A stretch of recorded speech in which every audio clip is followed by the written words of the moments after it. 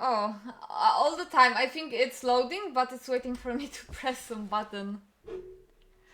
Oh yeah, hiding spot. Chapter 7. You saw this logo. I saw on Twitter when I was posting about Beacon Pines. I think the developer liked my post. So it's nice. I think people will be tuning in. I think we will start, and if someone will be late, then I will just tell them what happened.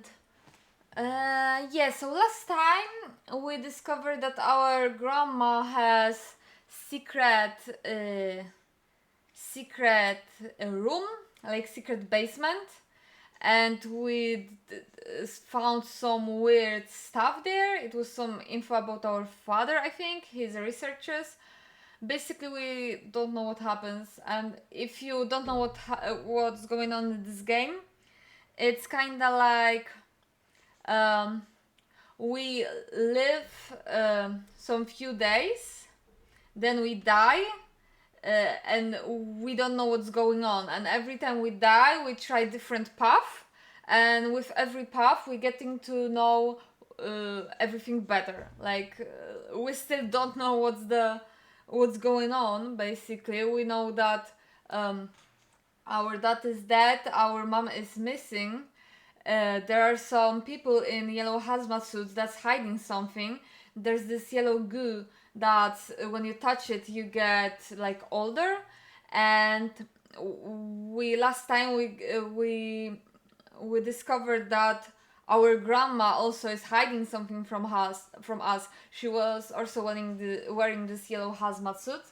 So we will see what's gonna happen this time. If you have any questions about the story, you can ask me in chat. I will tell you everything.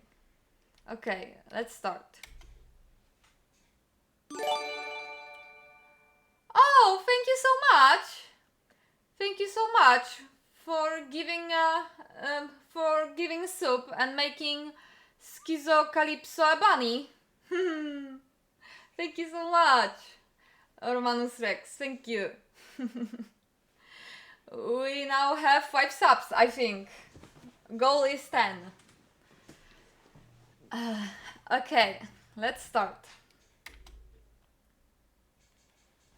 I was stopped The out. interrogation of Hiram Tolliver. Still unconscious, Mr. Tolliver slumped heavily in a shoddy old chair.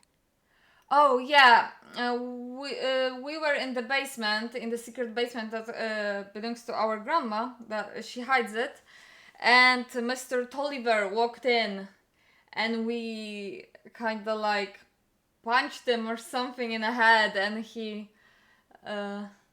he's unconscious.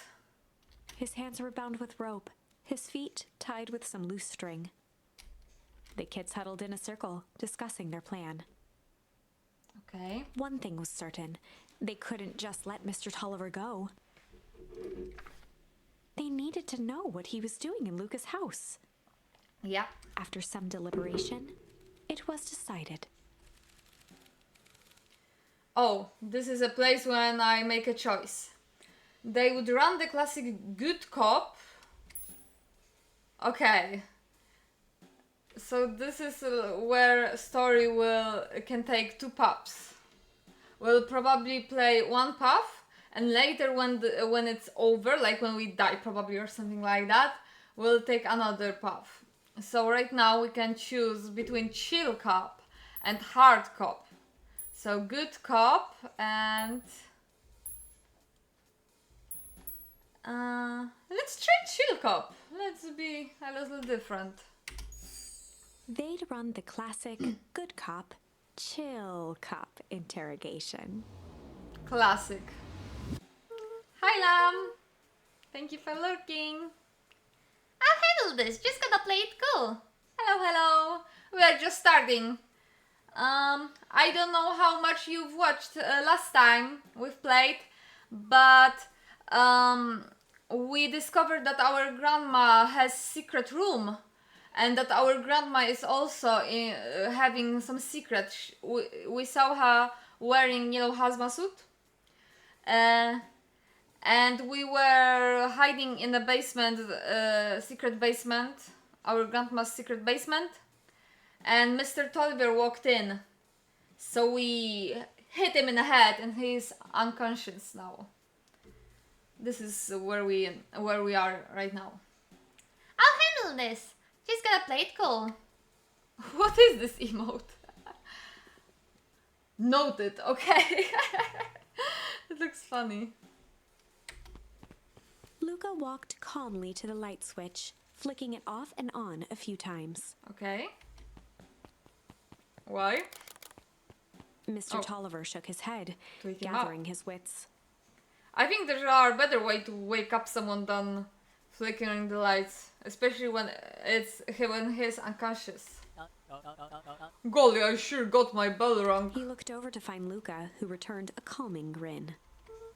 Sorry, Mr. Tolliver. This was all a big mistake. Look at what's going on here. Why do you have me strapped down? No one's fault really. Rollo just got a little startled. Rollo's here. Rollo and Beck emerged from hiding to give a timid wave. Well, alright. Mistakes happen. You kids gave all Hiram a good scare. Let's just get me out of these ropes and call it even. Luca glanced over to Rollo and Beck, who replied with skeptical looks. Okay, but now, is Mr. Tolliver also in all of this? Or maybe he was just looking for us and saw that the dirt basement are open and he just walked in? Mr. Tolliver, why are you in my grand's basement? Oh, we'll know. I'm here to help, of course. Help with what?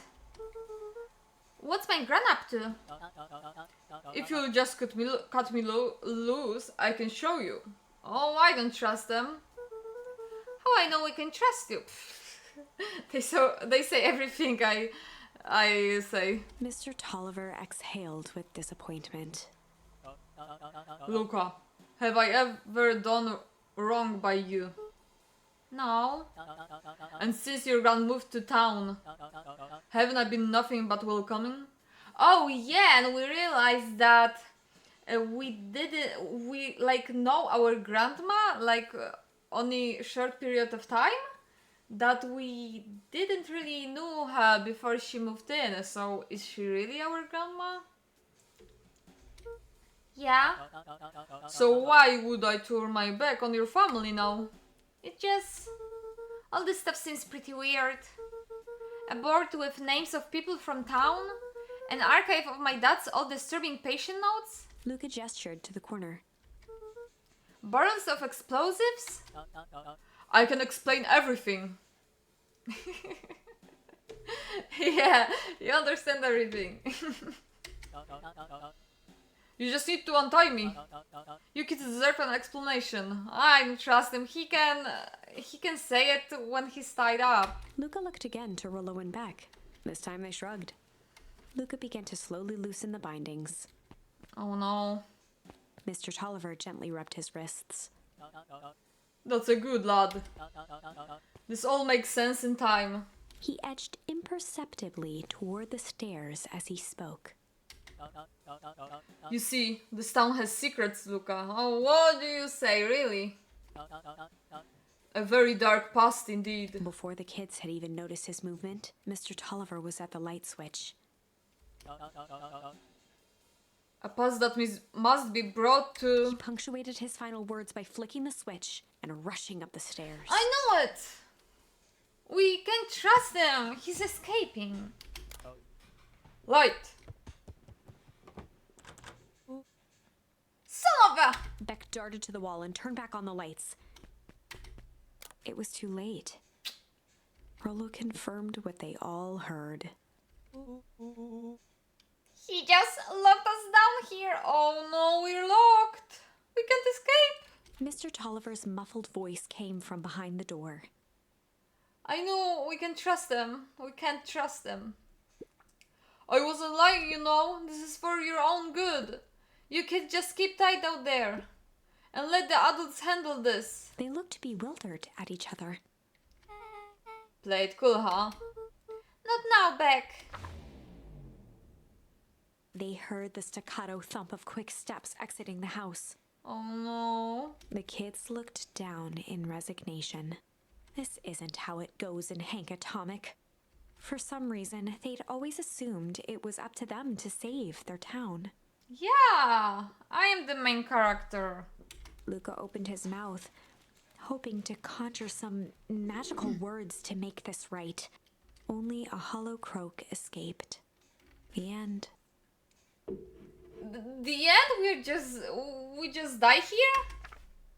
Well, we certainly aren't going to find a grand resolution to our tale locked in a basement. Yeah. Back to the drawing board.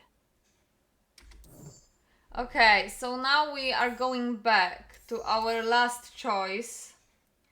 Wait, this is not here. Huh? Oh, here, yeah. We coming back to this choice. Last time we chose chill, so now we will choose hard and see how it will change. They would run the classic good cop, hard cop interrogation. They'd run the classic good cop, hard cop interrogation. Rollo brandished a steely gaze. I've got this.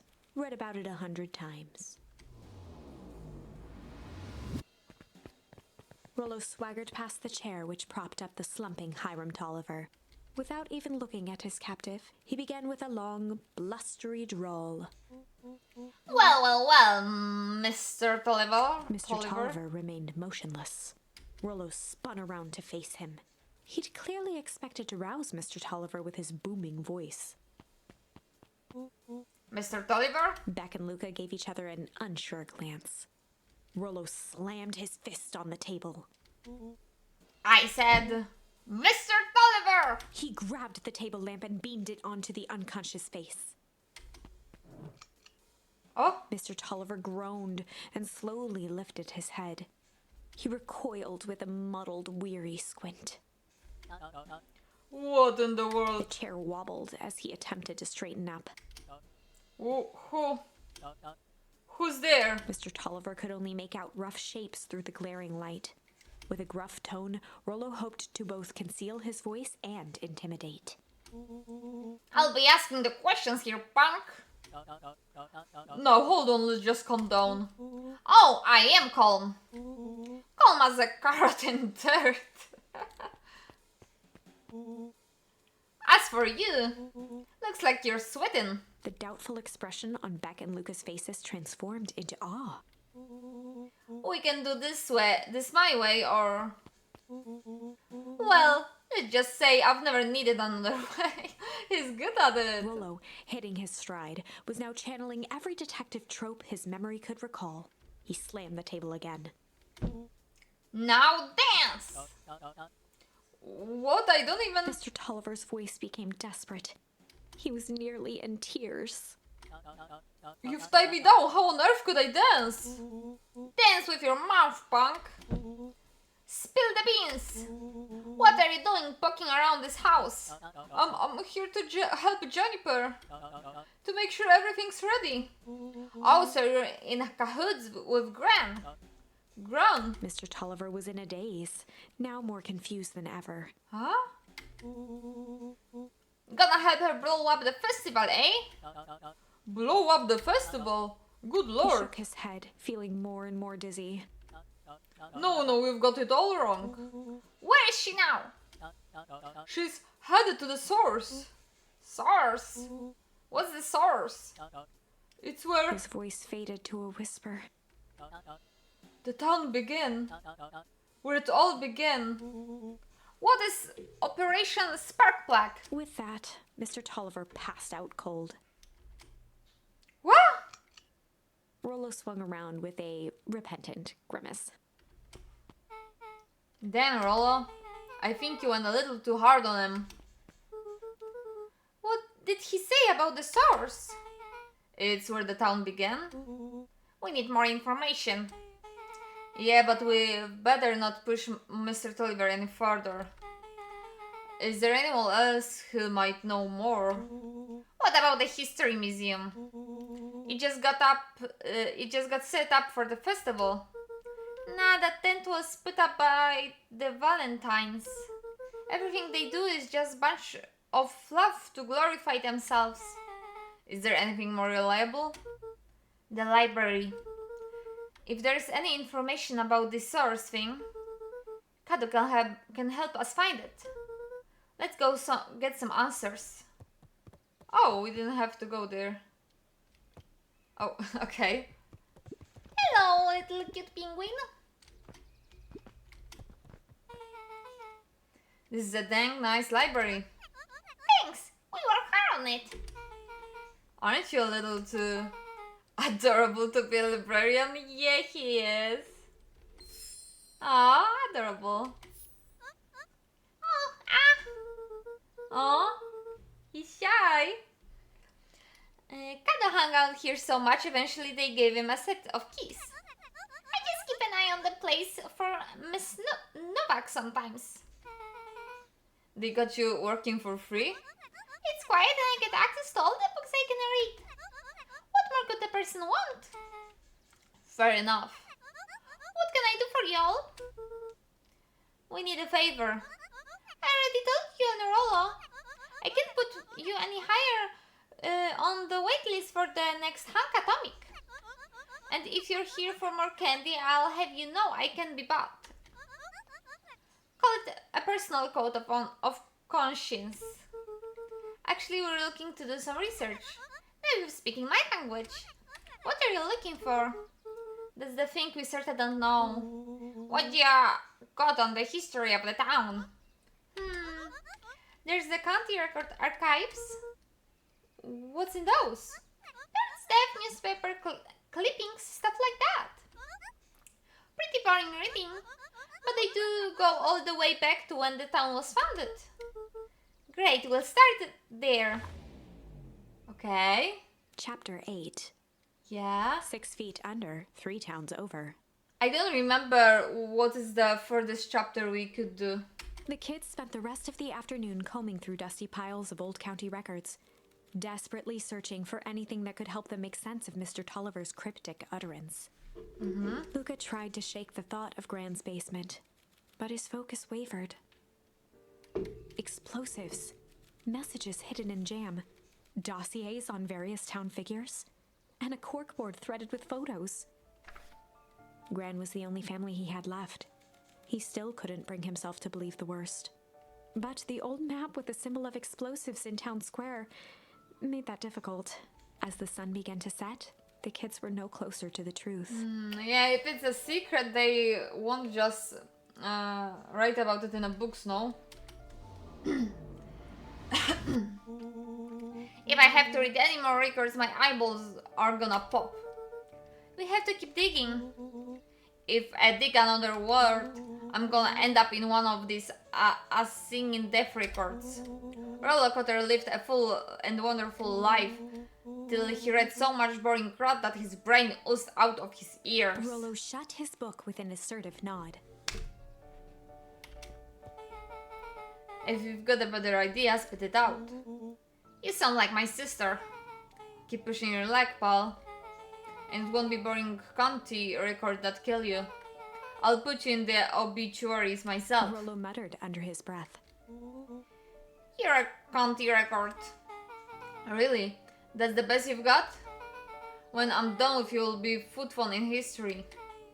Just like... Beck slammed her finger down on the open page before glancing down to read. J. Hartford here. I'd love to see you try. Hey. We're all a little tired here. Let's just take a minute and... Something tickled the back of Luca's mind. Wait, what was the name back? And the obit, J. Hartford.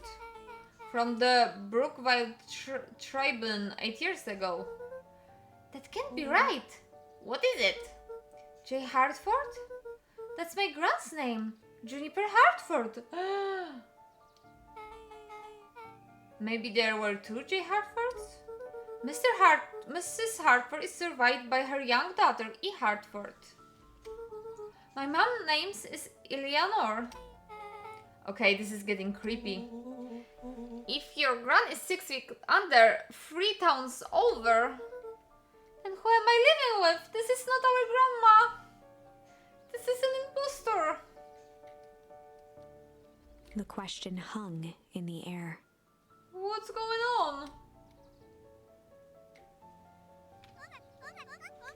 Alright, gang, I gotta close up for the night. Beck rubbed her eyes. How late is it? Almost 10. Oh crap, Pa is going to kill me. I gotta go. Yeah, my parents will be worried sick. Okay, let's meet up as early as we can at the festival tomorrow. What you're gonna do about the unconscious man in your basement? I'll think of something.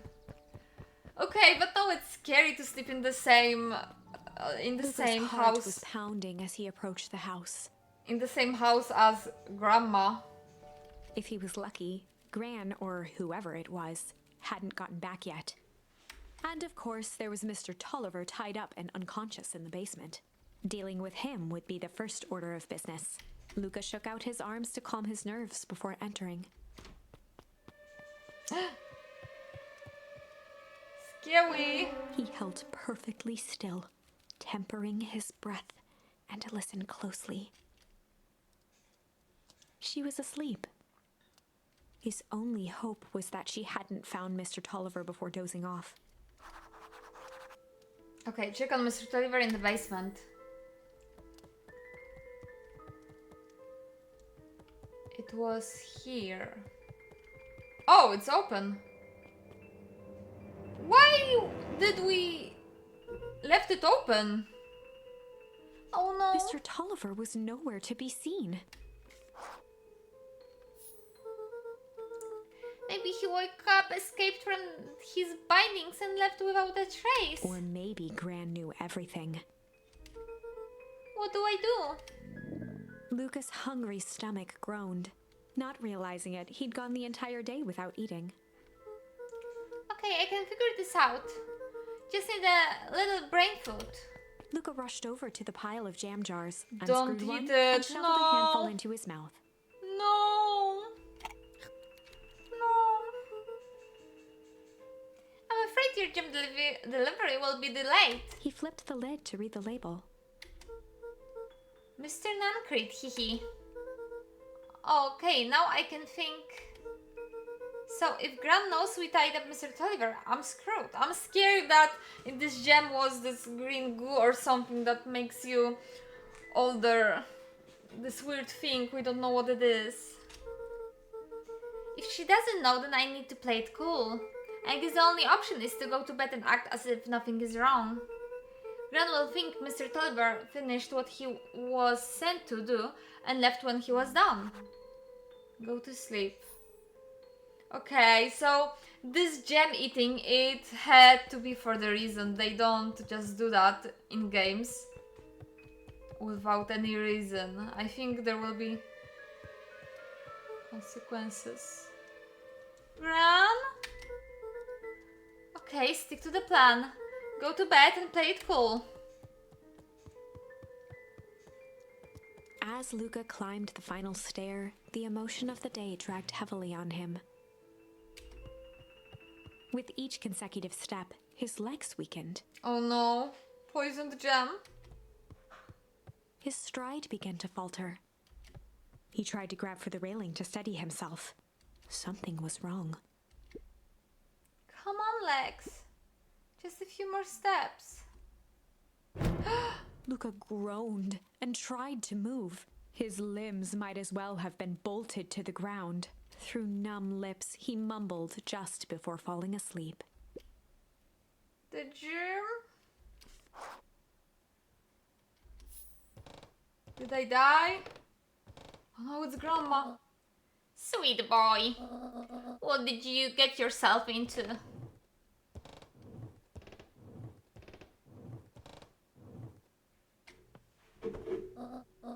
Rest now and let me handle everything.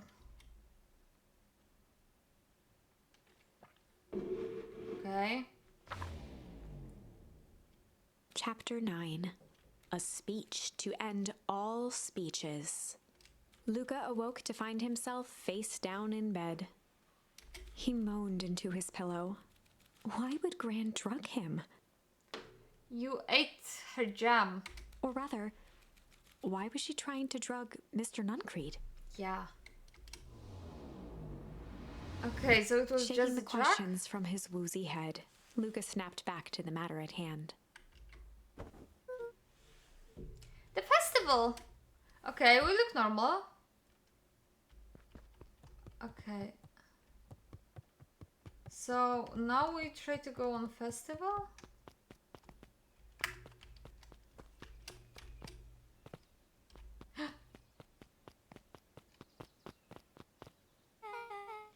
Where have you been? Yeah, Grant put something in the jam. Yeah, we know secret messages for secret conspirators. Not this one, the one intended for Mr. Nuncreed. Put me to sleep. Wah, ho ho. Sly devil. Sly. I think she's trying to remove him from the equation. He might be in danger. Have you found anything? We looked around but haven't seen anything odd. Your granny is nowhere to be found. But Mr. Nuncreed is just loafing around waiting for the speech. What speech? Mayor Gus just got up to the podium. Everyone is gathering on the stage. Let's get moving. Oh, so many people. Augustus Valentine nervously wiped his brow. Is this thing... hello, Beacon Pines. It's August Valentine, your mayor, and I suppose you already know that. Oh yes, before we get started, I just wanted to take a moment to recognize someone who couldn't be here today.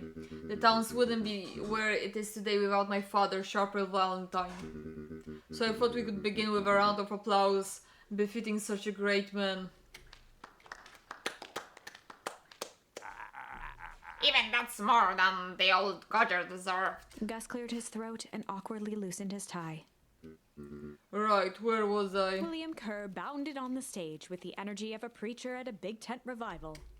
Oh no. Gus Valentine, everyone. He gave Gus a hearty slap on the back and motioned him off the stage. Let's hear it for our mayor. What a great turnout. Oh heck, I didn't prepare anything, but I suppose I could say a few words. Would be ashamed to waste such a beautiful podium. Mr. Kerr pulled a thick stack of note cards out from his vest. Yeah, he didn't prepare anything, huh? Community, conviction, commitment. These are the things we celebrate at Parental Harvest. For us, these are the pillars of the bridge to a better tomorrow. But I think it's time to add a new pillar. Change. Change is a powerful thing. It's inexorable, unavoidable, and undeniable. And I am that thankful for it. Change is the reason we are together today. It's hard to me to believe that it was only 4 years ago when fate brought me here. A simple business trip which brought me to a small town which would change my life forever. Mr. Kerr took a moment to survey the crowd. You know what? He wiped away a single tear. From the second I set foot in Beacon Pines, something about this place has held me captive. You see, change represents opportunity. It represents potential. It was change that helped me recognize the potential of this place. To see that the people of this town, despite suffering great loss, still held on to the things that made them special. He thumped the podium to emphasize each word. Community, conviction, commitment. Change. Mr. Kerr nodded confidently, biting his lip. The crowd was silent, in rapt attention. Fate made a perfect match that day. Nothing is more important to you all than community.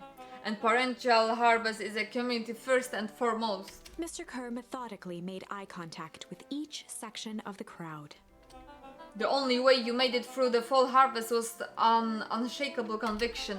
A conviction that a better tomorrow was just over the horizon. Parental Harvest was founded on the conviction that we are that horizon. The festival, oh my god, just stop. The festival is a symbol of our commitment to each His other. voice began to build to a crescendo. We now walk hand in hand in the future we will shape together. And that is what change is all about. Grabbing the future by the scruff of the neck and making things happen. Change is a choice. I am tickled pink that we'll all be making that choice together. How great is that? Just imagine what we can accomplish. What was that? The crowd began to look around nervously. Oh no, we are gonna freeze. Don't worry, a little thunder isn't going to ruin this day.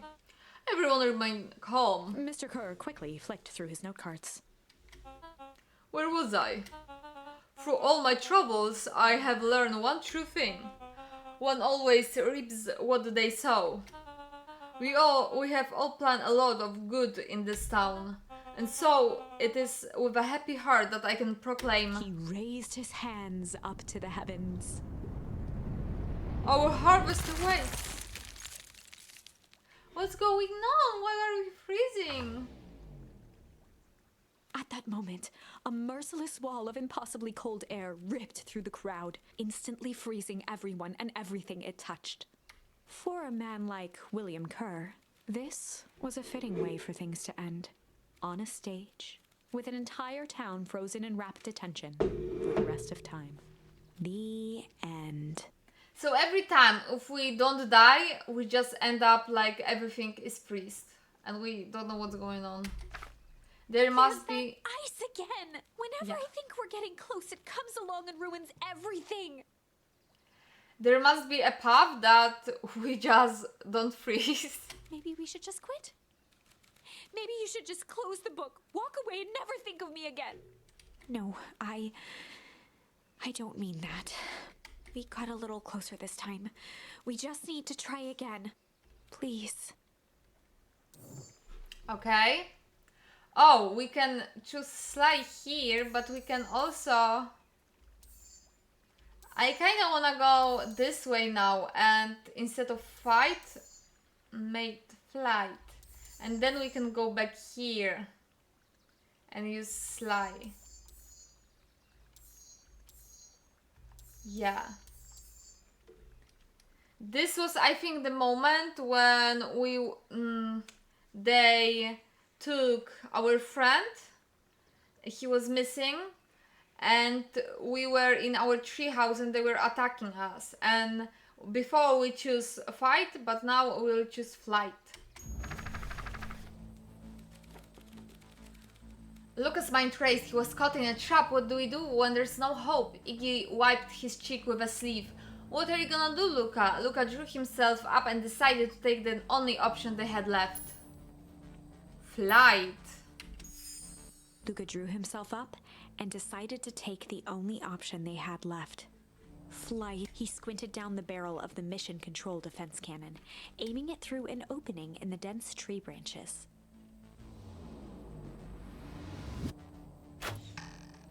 Oh. He looked up with surprise as it struck true and taut. Wow, I can't believe that worked. Hey, Mr. Kerr. Yeah, in other timeline he was attacking us. I don't like him. I'd love to hear your thoughts, but I'm afraid we have places to be. Come on, Iggy.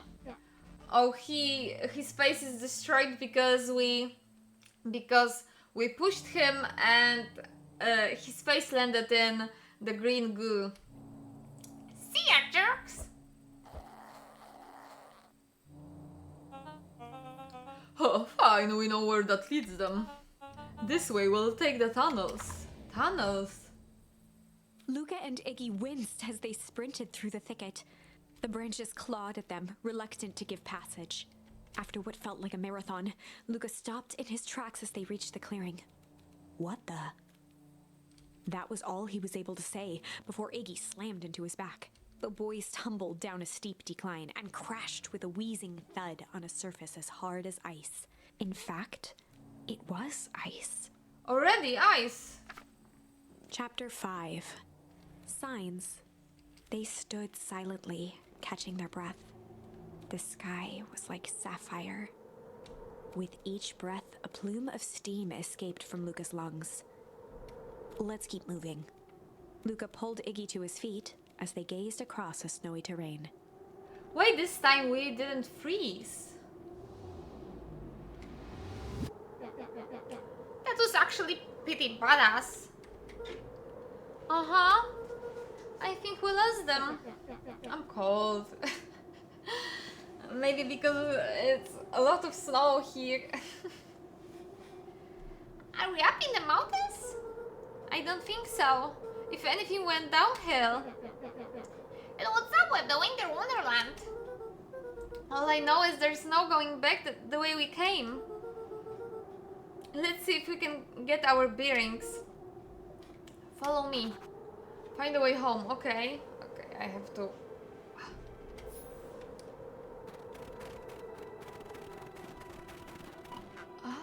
Where are we? Luca, are you here? Are you there? Yeah, this is our friend that was kidnapped, and this is the only contact we have with him. Luca had almost forgotten the walkie-talkie he was carrying. It's that bozo Care. Is it or is our friend? I hope nothing bad has happened to you out in those woods. Luca looked at Iggy with hesitation. Maybe it is the man. No need to be With a rude. resigned sigh, Luca responded. It seems like the only dangerous thing in the wood is you. He speaks the young man of the hour. Now, how in eternation did you end up with one of those radios? Just lucky, I guess. Boy, how do you Van Horns are full of surprises, aren't you? You know my parents? I never had the honor of meeting your father, but your mom sure was a handful. Luca winced, shoving the walkie-talkie back into his pocket. Our mom is missing. We gotta keep moving. Okay, I don't know, is it the right way? I don't even recognize where are we. Okay, maybe we have to go back.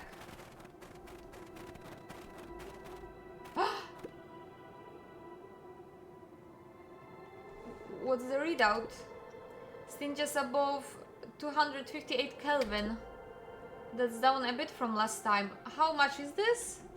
He said 258. 258 Kelvin. In Celsius, it's minus 15. Should we report this to Mr. Care?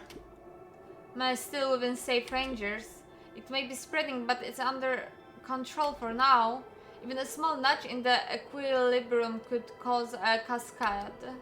Dude, relax. Just a few more sites to hit before we can punch out. I don't really make voices because I don't know who are they. Let's get this over with.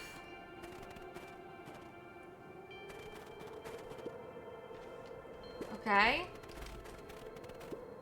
What's all this? Hard to say with all this snow. I think it's a town sign. I can almost make our letters under there. What time could this even be? Our town? There couldn't be another town in this deep into Whipwoods. It's not our town? I'm looking at evidence to the contrary. Let's figure that out. Let's figure out what we're dealing with here. Step 1. Snow's gotta go. I'll see what I can do. Okay, so do we want to shake the snow off? Oh. Oh. Yay, it is Beacon Pines. It is our boys town. stared in disbelief at the sign that now clearly read, "Welcome to Beacon Pines." This doesn't make any sense. We're in Beacon Pines? How's that possible? We ran away from town. How did you get back here? What? I guess we got turned around. Where did all the snow came from? Well, it's been colder than normal lately. There's a pretty big difference between sweater weather and this Arctic hellscape. Yeah, and I think it's summer. The puddle we fought at before, it was called too. Maybe all of it leads to one source. You think it's related? What the hell is going on? We're gonna get you some answers. Let's keep moving. Oh, okay. Yeah, the only thing I spoiled myself is when I go to developers page, I saw that they are in Snowy Town. So I was, oh, this is gonna be a moment in game. I just saw this today, like by accident, but this is the only thing I spoiled myself, really. This stuff look familiar to you? It looks like the barrel near the puddle I showed me into, yeah. Okay. It's all frozen. Looking down at the frozen stream, Luca could faintly see a school of minnows encased in the ice. Whatever happened here, it happens fast. The fish didn't even have time to run. Or, you know, swim run. Okay. Fishes are The frozen, I crunching of guess. footsteps trailing Luca went hush. He looked back to see Iggy's face twisted with confusion. Everyone's gone. What? There's nothing here but more snow. There must be an explanation for all of this. We have to keep looking. You can look all you want. I quit. Iggy, we have to keep going. You don't get it, do you? This isn't one of your pathetic hunk atomic stories. We aren't going to save the day. We aren't even gonna save ourselves. My face is mangled. The town is destroyed. And everyone we've ever known is gone. We don't know that. You can't just quit. Do whatever you want. I'm done. Wait, not yet. Iggy, it's gonna be okay. Luca peered upward at the darkening sky. He let out a long, foggy breath. Faintly, Iggy began to cry. Seeing Iggy in such a pathetic state gave Luca a sense of compassion, and more than a little guilt. It is getting pretty late, I think. Probably not a great idea to stumble around in the dark anyway. Luca allowed himself to collapse next to Iggy. Let's go into town. Let's just rest The for a boys bit. huddled together for warmth and comfort. Wait, you see the glass is broken. Like next to the windows. If not for exhaustion, their minds would be racing, trying to make sense of the events of the day. As it was, all they had energy for was to sit in silence, numb.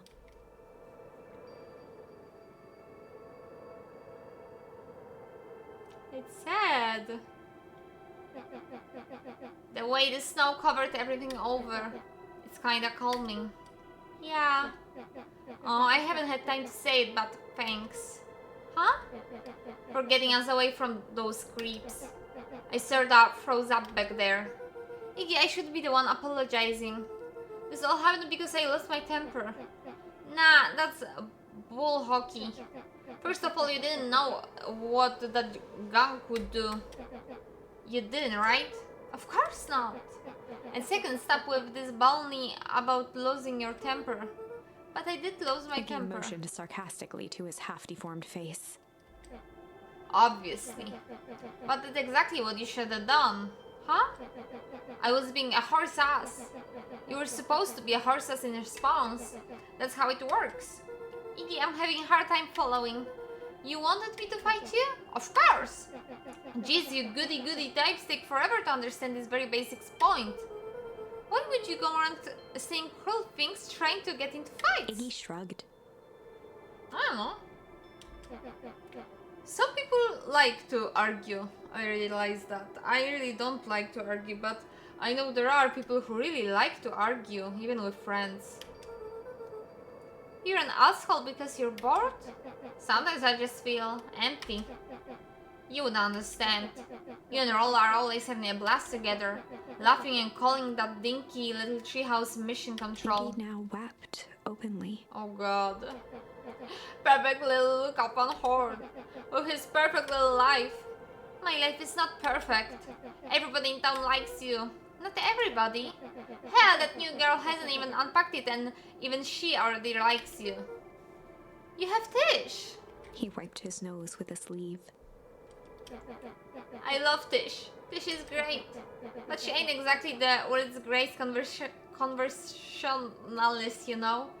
Yeah, I think only thing she say is yeah. Luca gave a warm chuckle. I get that impression. Iggy cleared his throat as he wiped his eyes. Huh, it must be raining out here. Definitely. Iggy arched into a wide yawn.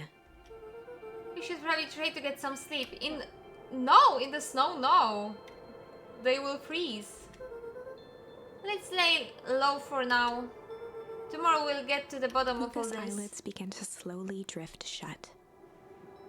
I heard that when you're freezing, you are getting sleepy and just fell asleep and never wake up. Luca? Yeah?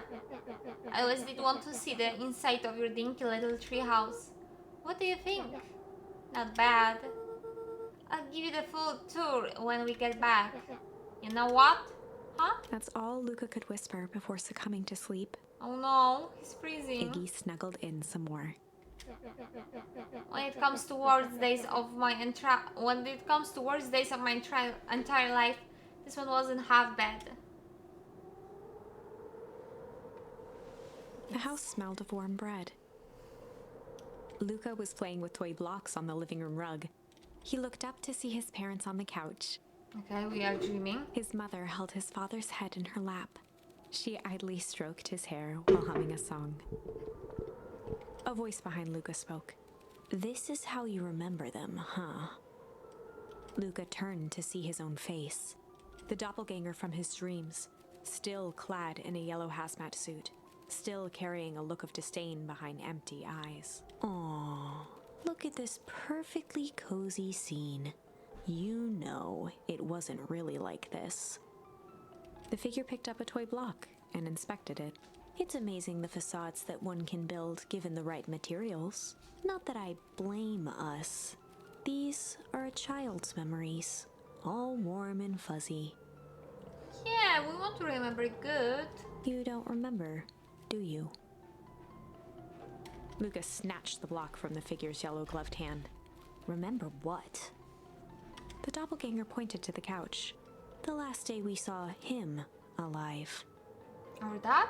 The day he chose to abandon us. What? Luca turned to look at his father, still lounging on the couch. That's not true. He didn't abandon us. The doppelganger waved his hand dismissively. Everything is true here. It's just a matter of what we choose to see. Let me show you. The world flickered and pulsed. Luca was sitting next to his bed, listening to his heartbeat with one of his dad's stethoscopes. The doppelganger limped into the room. Now, we both know that's not how this went.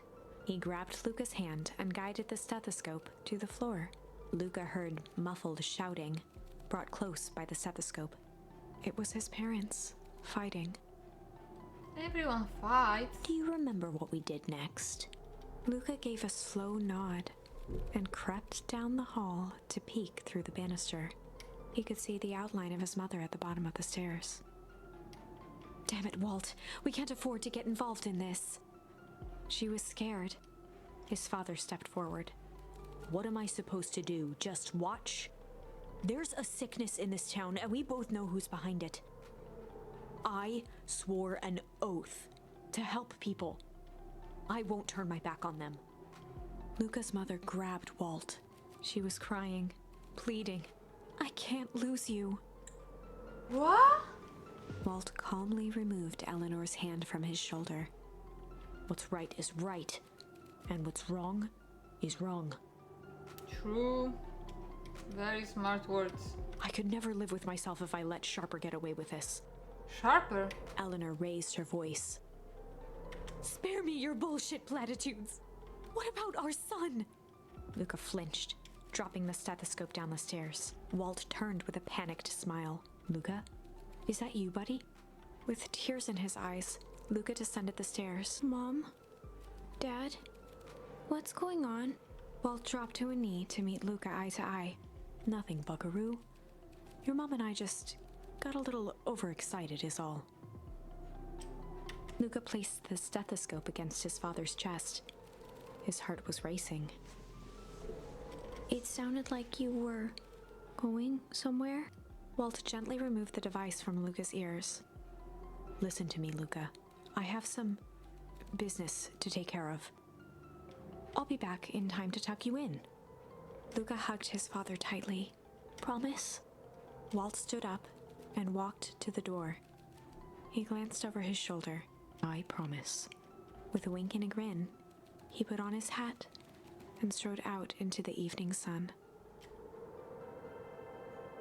Okay, so our dad left A us. figure approached soundlessly from the foggy snowfall.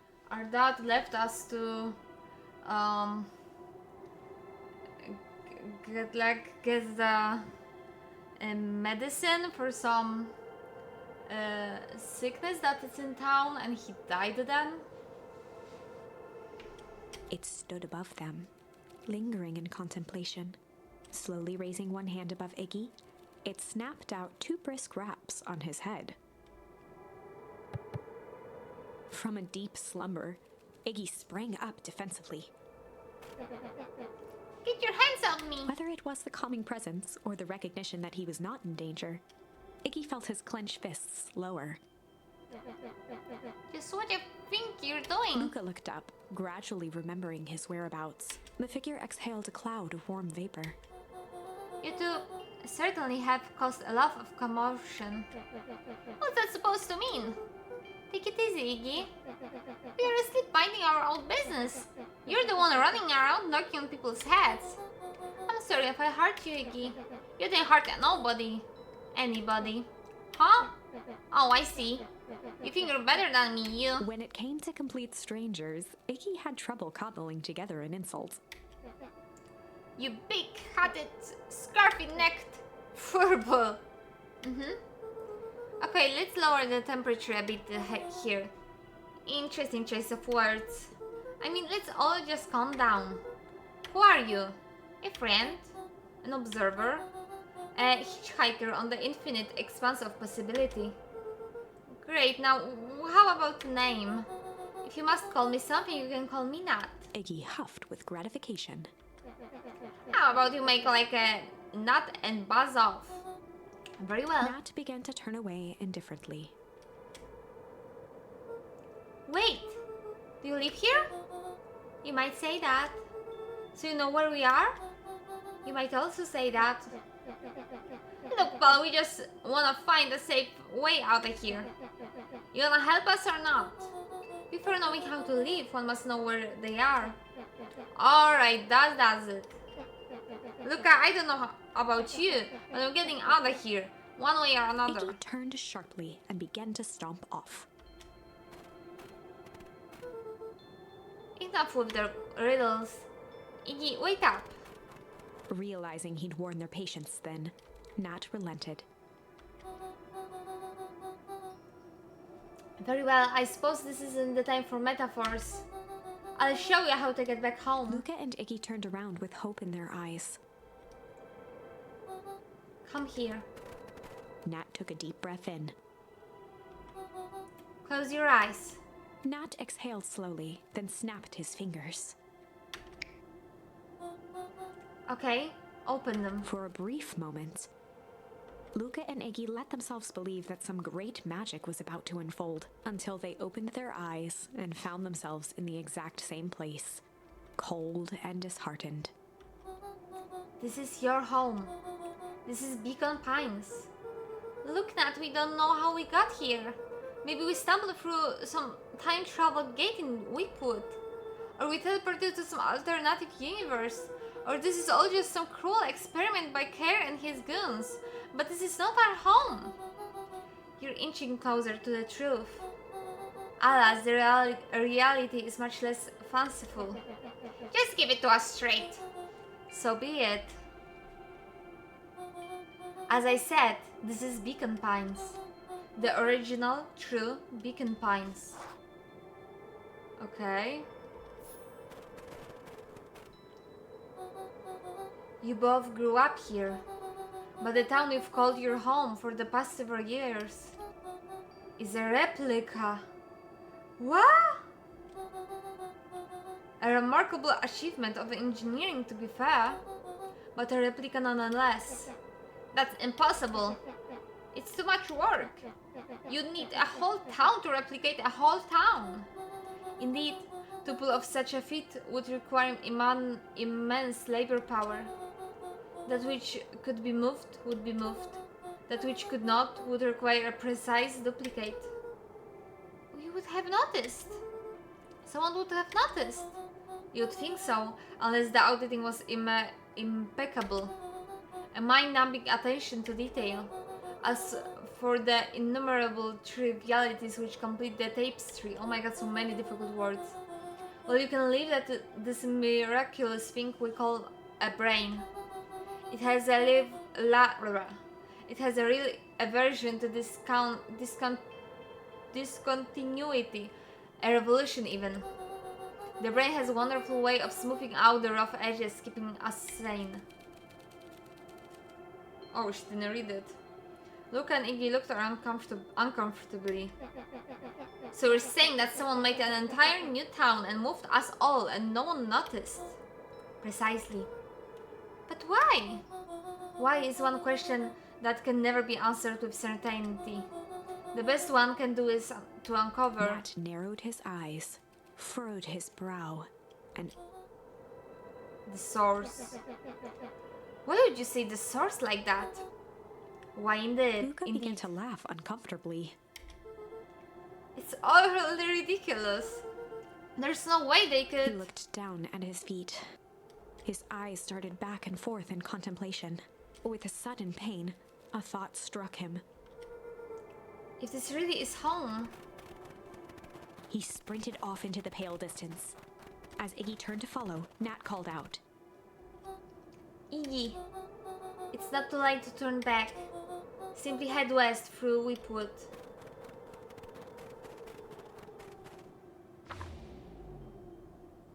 Chapter 6.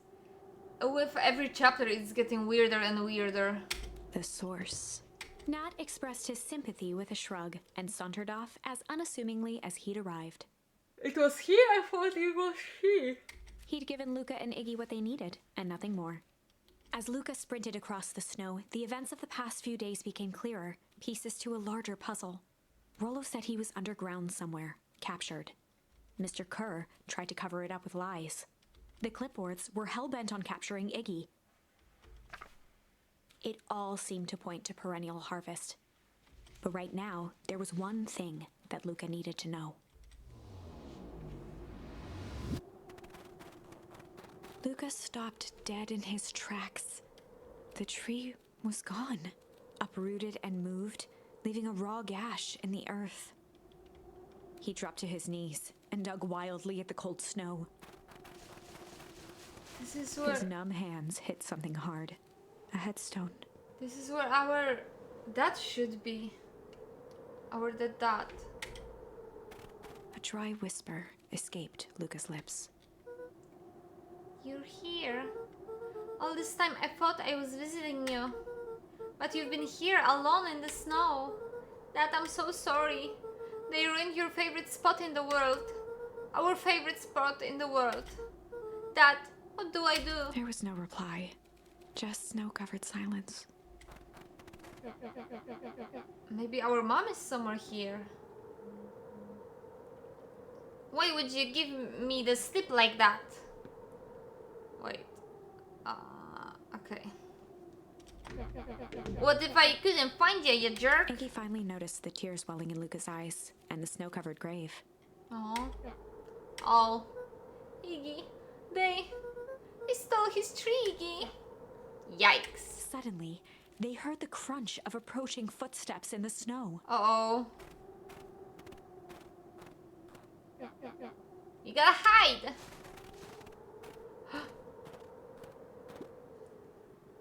259 Kelvin. Full of distance still good. Dude, did you hear me? I said 259. Sorry. You ever think about what we did here? We saved a whole town of people. Doesn't feel like it sometimes. What about everything we left behind?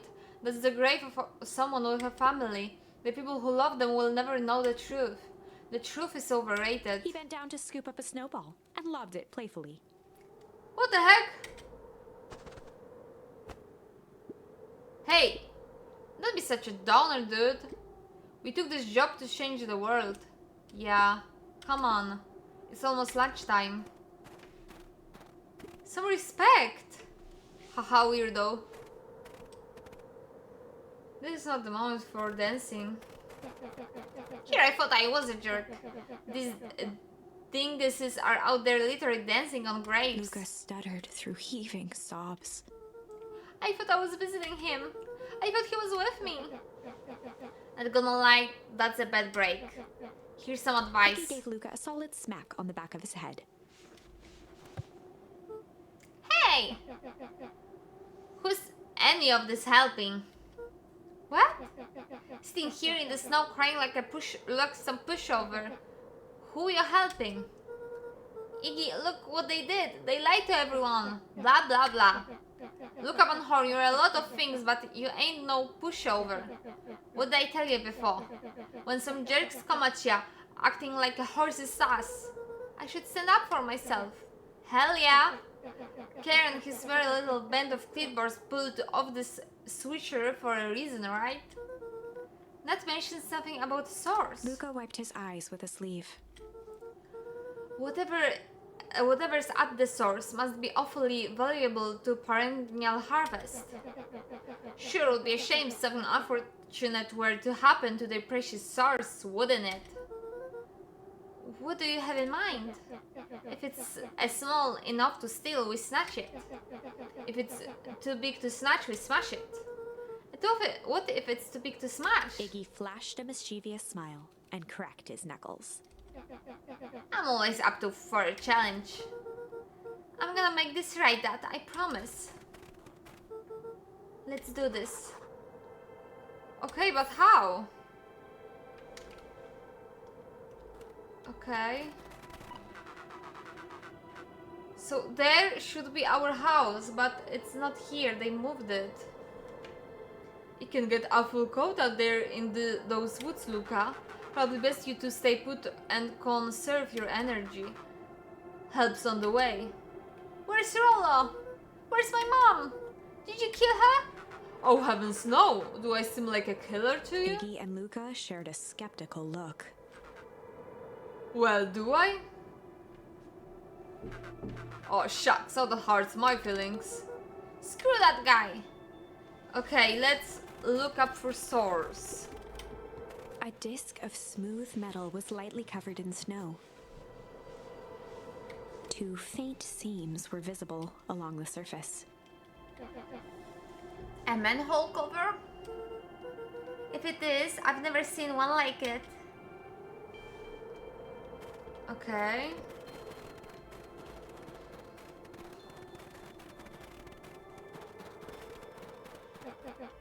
Wait a minute. If this is the original town, that means... Iggy darted behind a large pine and began digging furiously. He emerged holding a shoebox with a crude skull painted on its lid. What's that? Long story. So a few years back, I came into possession of some premium grade fireworks.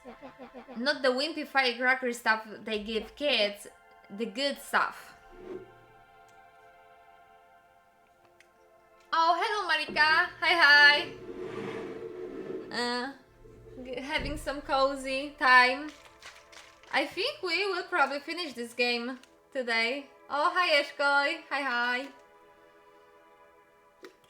So, to update you, we kinda like were escaping from bad guys, and then we were escaping into woods, like out of our town to woods, and then we like ran into the exact same town, but it's all frozen. And there is a person that is saying that this is the original town. The other we were living in is a copy that one day they just made a copy of this town. What they could, they moved, and we lived in this copy of a town. We still don't know what's going on for sure. Yeah, it's so creepy. For now, we know people are mentioning something like the source. Wait, what? Oh god. Yeah. So people are mentioning something like the source, and we want to find the source. And I don't know, we want to destroy it, steal it, or something. And we don't know what's going on. So why did you bury it under your tree? That's the long part of the story. You and Rollo were doing chores at Rollo's chicken coop, and you guys pissed me off for some reason or another. Luca rolled his eyes with realization. Yeah, so he just took some box, and we try to know why he did this. No, you Iggy didn't. stifled a chuckle. Yep. I just want to give you guys a little scare, but like I said, these were some primal fireworks, so I might have underestimated things. You blew up the chicken coop? I prefer to think of it as an incendiary decoration. Sorry, but you should see the looks on their faces. Rollo got grounded for months, which is why I needed to start the evidence and lay low. So I buried them under that tree, but when I came back for them later, they were gone, because they made another town. I figured some grown-up found them and tossed them. Iggy triumphantly raised the shoebox. Turns out it wasn't the fireworks that got moved, it was us. Unbelievable. Okay, so we can use them to destroy the source? Do you think this is a game? Yeah, this is the villain is talking to us on a walkie-talkie. Nulash Boyo, you're not a hero. You're a little brat who is in a way over his head. A hero is just someone who refuses to give up. Comics these days are rotting children's brains. Everyone thinks they're a spaceman superhero. I've always partial to Hank Atomics myself. Is that so? Do you really think you have a chance against us? You have no idea how powerful we are. Prepare for blast off, loser.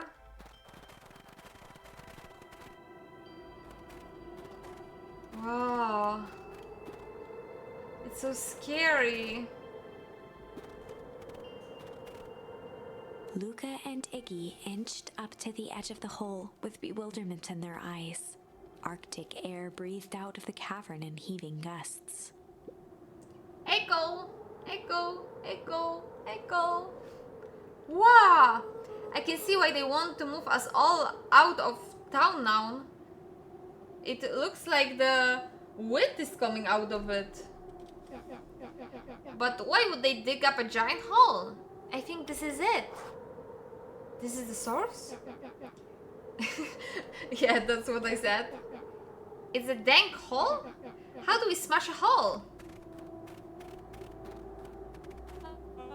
Oh, it's much more than that, my annoying little friend. Care. Where's Rollo? I wasn't lying before, he's safe. Well, safer than you two at least. Drat, it's cold. You just had to drag me all the way out here, didn't you? Mr. Kerr gazed down the abyss in contemplation. It really is something, isn't it? What did you do? What did you do to our town? What is all of this? Well, that's a doozy of a question. This is the source, where they collect the unrefined, Kerr scratched the back of his head. Honestly, boys, I don't understand any of this well enough to explain it. Fact of the matter is, I'm not paid to know. What do you mean you don't know? Ain't you in charge? Oh heavens, no, my role is merely to flash a winning smile and manage various complications. Complications like us? You are a smart boy. His face contorted into a saccharine grin. It really is nothing personal. Some people are destined to strive for greatness, and others are simply obstacles along the way. Seems like you were destined to be a creepy lucky? The point is that we all play our part in life. Mine just happened to be a lead in the role of a lifetime. and you happen to be extras ready for your curtain call. We aren't giving up without a fight. Your smile isn't gonna be so winning after we're done with you.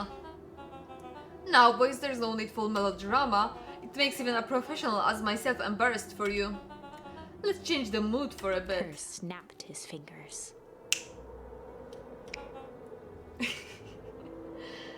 Scene change.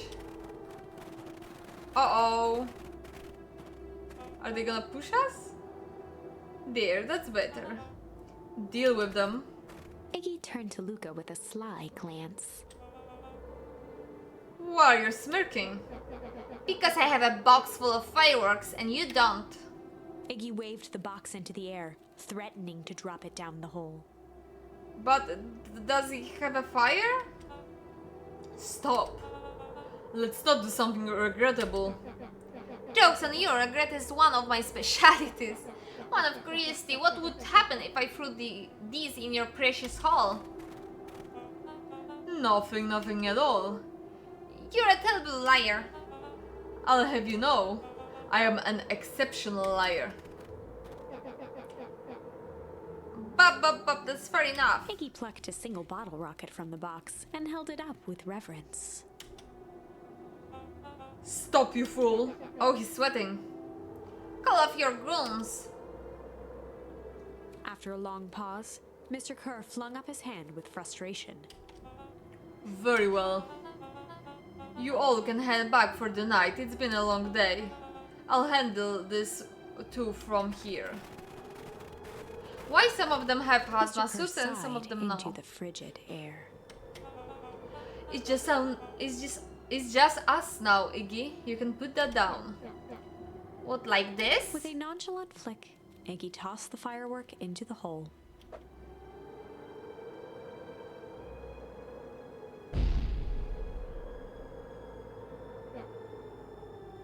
Ooh. With Wow. a growl, Kerr leapt at Iggy, crashing through Luca. Look at him. He's so scared. Iggy tried to twist away, but in the struggle they both tumbled over the side. Luca dove forward, bracing Iggy's hand just before it slipped. His grip was made precarious by the cold, wet snow. He could see Kerr further down, clinging to Iggy's coat. You reckless child, what have you done? Look, listen to me. Hold on tight and use the walkie-talkie to call them back. Yeah, it's scary.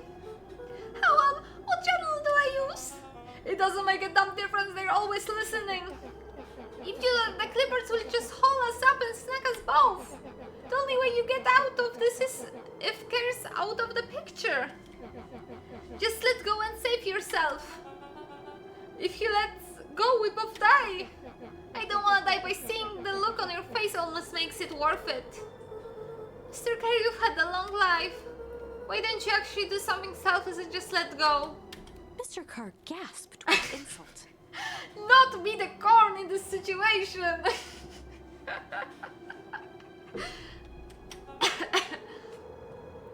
Long life. I'll have you know I can still play 25. You should have heard me sing the part of Phileas With a Young. wild look in his eye, Mr. Kerr began to hum a proud melody. It was perfect. I have to see it later. Pr-dum-dum. Pr-dum-dum. Wow, can you believe this guy? Okay, he's humming. Luca's hand began to cramp. His voice began to crack. Kerr, just let go. No can do. If you want to save your friend, you'll have to save me too. I'm just a little boy. I can just Pull them two out. Luca, look at me. It's Luca okay. felt Iggy loosen his grasp. You aren't going to kill your friend like that, are you? Every muscle in Luca's body burned. I'm not his friend. Yes, you are. Nah, I'm just a no-good bully. Like you, Kerr. Iggy, Luca no! felt his hand slipping. And I told you what you need to do with bullies. I can't. It's your only way out of this mess. Two birds with one stone. It makes sense for us to fall together. Wackadoos travel in packs. Calm settled over Iggy's face. Luca, let me do this. Iggy's voice was colder than the bitter air billowing from the chasm. Let me do the right thing for once. Uh-oh. Luca had no choice but to... Okay, we're gonna do both either way.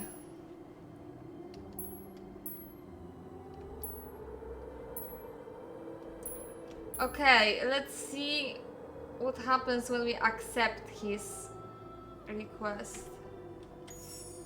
Luca had no choice but to accept Iggy's request. With a quiet blink, Luca watched a teardrop sail down into the howling void. As his fingers slowly gave up, he met eyes with Iggy. Good. It's so sad. The two silhouettes were swallowed by darkness.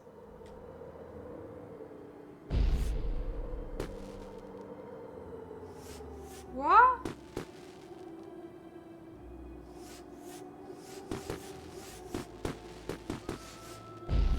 Wait, they are flowing out.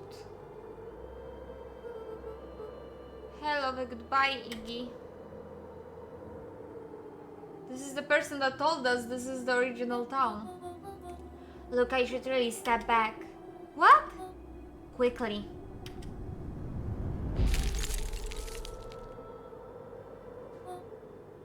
Curious. But of course, those fireworks of Iggy's must have been just the right amount of energy. We should get out of here before perennial harvest arrives. Not until you tell me what just happened. Your friend's sacrifice just saved this town. For a little while anyway. How? Tampus laquamine is a peculiar substance. It can change the relationship between matter and time itself, but doing so requires unfathomable energy. In a closed system, that energy can only come from its surroundings, a useful side product of this property being. By adding precisely the correct amount of energy to it, one can create cryogenic cascade. Why do you know all this? So the gunk makes things cold and the fireworks make the whole freeze over. That's one way to putting it, yes, I don't understand still. As dumb luck would have it, the fireworks weren't strong enough to generate a runaway reaction. I shudder to think what would have happened in that case. We have some idea what that would look like. Okay, so if there's more energy, this is why in other paths it ended with all freezing. It will take them a good while to safely break through and access the source again. If you know all this stuff, why haven't you been helping? I have been, in my way. One of us has a role to play. Iggy's role, it turns out, was to buy us precious time. Mine has been to observe and wait. Wait for what? You. Me? Why? What's my A role? fierce twinkle flashed in Nat's eyes. Luca Van Horn. You're going to save the world. Okay. With a chuckle, Nat turned and walked west. Dumbfounded, Luca followed behind him, trudging through the snow. Every step taking him further away from everyone and everything he knew, and closer to destiny. To be continued in Beacon Pines, Pines Harder. What? There are other... this is not the end? Revenge served cold. Second time's a charm? Wait, that's it? This ends with a crummy cliffhanger just when it was getting good? Yeah. I was even starting to like Iggy. No way. I refuse to be associated with some never-ending parade of sequels. Yeah. Let's go back and find something more definitive. Wait, so this is one way it could end, and it's ending with a sequel. We can also refuse here. Another thing we can do is to choose Sly here. Wait, we will go here and refuse, but I will make a little pee break. A little pee break.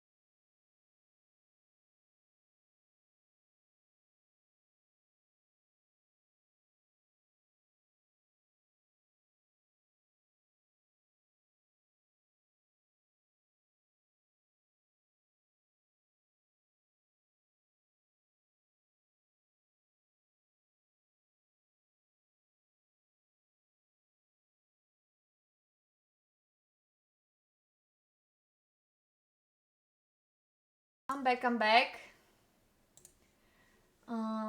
Okay, that's interesting. Yeah, it is. I hope it will end some way, not only like the sequel. I would be mad if it was only a sequel. Wait, my blanket. Ah. Let it go. Yeah, okay. Everything good now. I'm back, just finished gaming with my cousin. Oh, nice! Hello, welcome back. What did you play? Okay, we finished one path. It ends with the sequel. Okay, let's try. Let's try here. And let's refuse.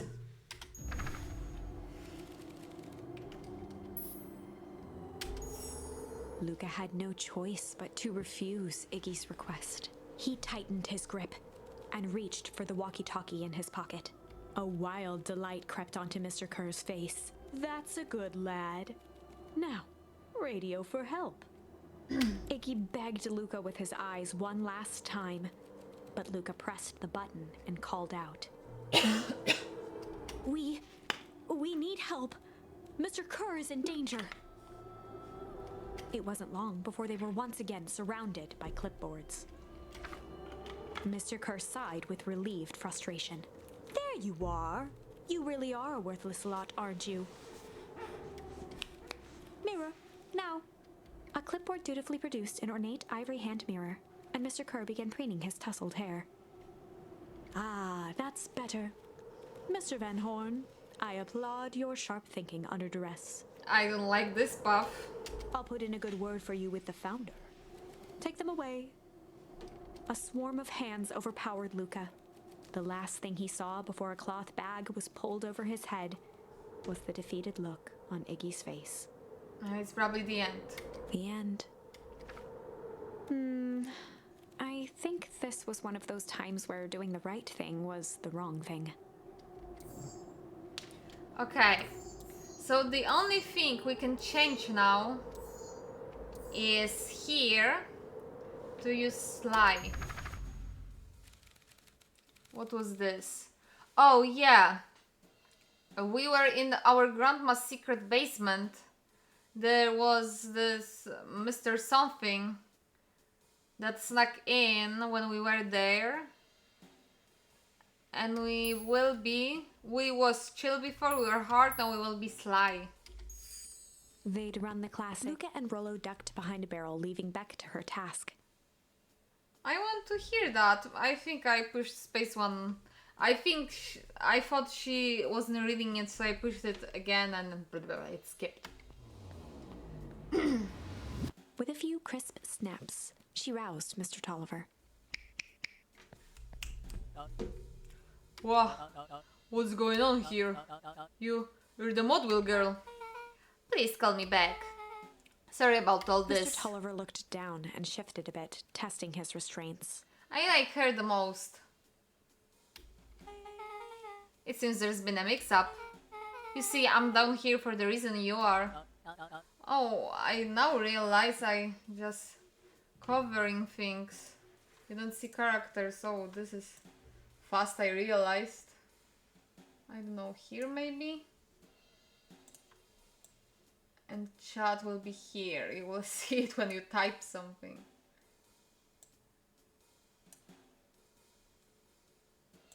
Okay. Juniper sent you here. Beck caught herself before letting the surprise manifest on her face. She'd already gotten him to reveal his relation to Gran. This was gonna be easy. You know how Juniper is with her precautions. Operation Sparkplug has us all on edge. I guess she thought you needed some backup. But she sent a child. What a better way to avoid prying eyes? Who would suspect a kid? I suppose that makes Mr. sense. Tolliver wriggled a bit in his restraints. Oh, I'm so sorry. Beck quickly removed the ropes. That had to be uncomfortable. A little, yeah. But you understand, we never know who to trust in this town. Mr. Tolliver rubbed the growing knot on his forehead. Very true. So it turns out we're both here to... Beck twirled her hand, as if to prompt Mr. Tolliver to finish her thought. Wait, I was like, for a minute, why is camera there? Because I thought that when it was like here, I was covering the character. I know, this is the third stream and I just realized it, but isn't it the better spot? Or do you prefer it like it was before? I got it. Is it okay this way? I only cover his one ear. Destroy the Beck evidence. shook her head and clicked her tongue. It's okay, I was just confused. Yes, sorry. Yep, the old gal is nothing if not Mr. Tolliver thorough. let out an amused huff in agreement. She sure is. Can't blame her though. If anyone were to find out that we're going to destroy the source... Oh! She wants to destroy the source. Well, we both know how bad that might be. So maybe she is not with the... You know, the tall guy. Maybe she just pretending to be to destroy the source. No one will know anything once I finish cleaning things up down here. Beck was on a roll now, playing Mr. Tolliver like a fiddle. You're sure you can finish this up on your own? Juniper trusted me for a reason. You can leave the rest to me. Good, there is one more loose and I'll go work on. Loose end? Oh, it's nothing really. The other day I had the radio on scan while restocking the candy shelf. And wouldn't you know it, I intercepted an odd phrase in the perennial harvest transmission. Underground secrets. That's a menace. I think it might be a password, but Juniper dismissed it. Said it wasn't mission critical. What's the password for? We don't know. So you have a password and nowhere to put it. It's gotta be something, right? Good thinking. You should probably go work that out. I've got this under control. That's a relief. Between you and me, this basement gives me the willies. Heading for the stairs, Mr. Tolliver hesitated and turned to Beck with a puzzled look. She grinned and gave him a peppy wave. With a shrug, he continued up the stairs, whistling a jaunty tune. You guys catch that? Sure did. This whole time Mr. Tolliver had a candy shelf, but all he ever sells us is apples. Beck blinked slowly in disappointment. The password, Rollo. I don't remember the password. Well, sure, but once things are back to normal, I'll be having a word with Mr. Tolliver about the candy shelf. Fine, in the meantime, I've got an idea. She turned to the table and began tearing small scraps of paper. He said he heard the password on the radio. Any good spy transmission is never what it seems. Beck marked each scrap of paper and leaned back. Oh, my eye is hurting. We just need to find the hidden meaning. Okay. What's under for underground? Buried? Covered? Could it be cover up? Maybe it's one of those each letter is a number thingies. So U would be 21, N would be 14, D would be... Oh, it's an anagram. Non-credit drugstore. Luca and Beck looked at Rollo with amazement. Whoa, Rollo! Rollo, that was incredible. Well, it's either that or Krant's new drugstore. Yeah, I think you were right the first time. How did you do that? What can I say? I love ciphers. And he has a detective hat. Well, I guess we know where to go next. Investigate not create the drugstore. Okay.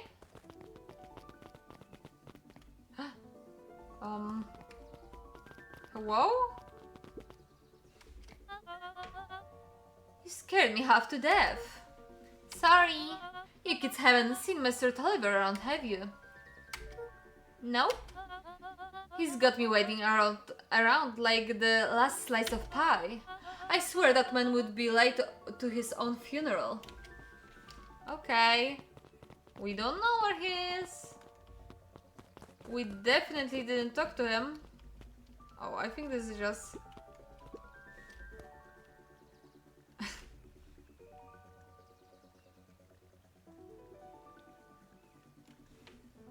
Okay, I thought maybe I would get the charm. Where's drugstore? Oh. You're late, Augustus. Sorry, sister. Was caught up with work. Work? You? I had a few more details to look down to the festival. Oh, what do you have to report? What is this inauspicious town festival really about? I think Gus looked around nervously. Mr. Carey really does just want to do something good for the town. He's actually a pretty nice guy, you should spend some time with him. I didn't pull strings installing you as mayor so that you could make friends. Your job is to help me figure out how Care and Perennial Harvest true intentions are with this town. We have a responsibility. That's our father's town. Okay, there are many teams. Was. Excuse me. This was our father's town. He's gone here, and he isn't coming back. Father left us with nothing but problems. Mr. Carey came here and offered to help us. We accepted that help. We didn't agree to them turning Father's warehouse into a toxic dumping ground. This is just a temporary arrangement. The glow can be seen from a damned backyard. They are dumping their nasty little secrets on us. When this all inviolability goes wrong, who do you think will be blamed? Eris's cry hung in the air. You have a new choice to make now, sister. This town is going to change whether we like it or not. Are we going to choose to be a part of that future? Or to be forgotten in the past? It's a shame. Father named me Augustus, but you will always just be a Gus. Good night, Harris. I'll see you at breakfast tomorrow. Now we know this is not the real town. It's getting late, children. Okay, where is the drugstore?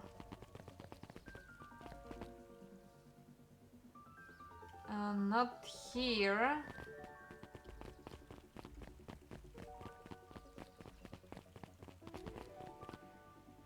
Oh, here. I think it's closed. Solomon stood proudly at the entrance to the drugstore, holding a brown bag overflowing with black licorice. Hey Solomon, we're looking for Mr. Nancrit. Is he still there? I'm afraid not. Where do you get candy from? You might say we have an arrangement. Solomon shoveled a surprising amount of licorice into his mouth. Sometimes it's small pleasures in life, though we might not always have a family to rely on. Lycors has never let me down. Well, I can say Lycors would be my first choice. I don't know, do I pronounce it correctly? But whatever floats your boat, you can tell a lot about a person by their choice of confection. Oh yeah, I guess. I like Sorgops. I'm certain you do. I've always wondered why Mr. Nancrit kept licorice in stock. You must eat enough of it to make it worthwhile. There are many ways to earn loyalty. For some, it's easy, as called hard cash. Oh my god, what are they talking about? Yeah, it finished. Okay. Well, he's right, it's locked. There's gotta be more clues. Okay, let's see.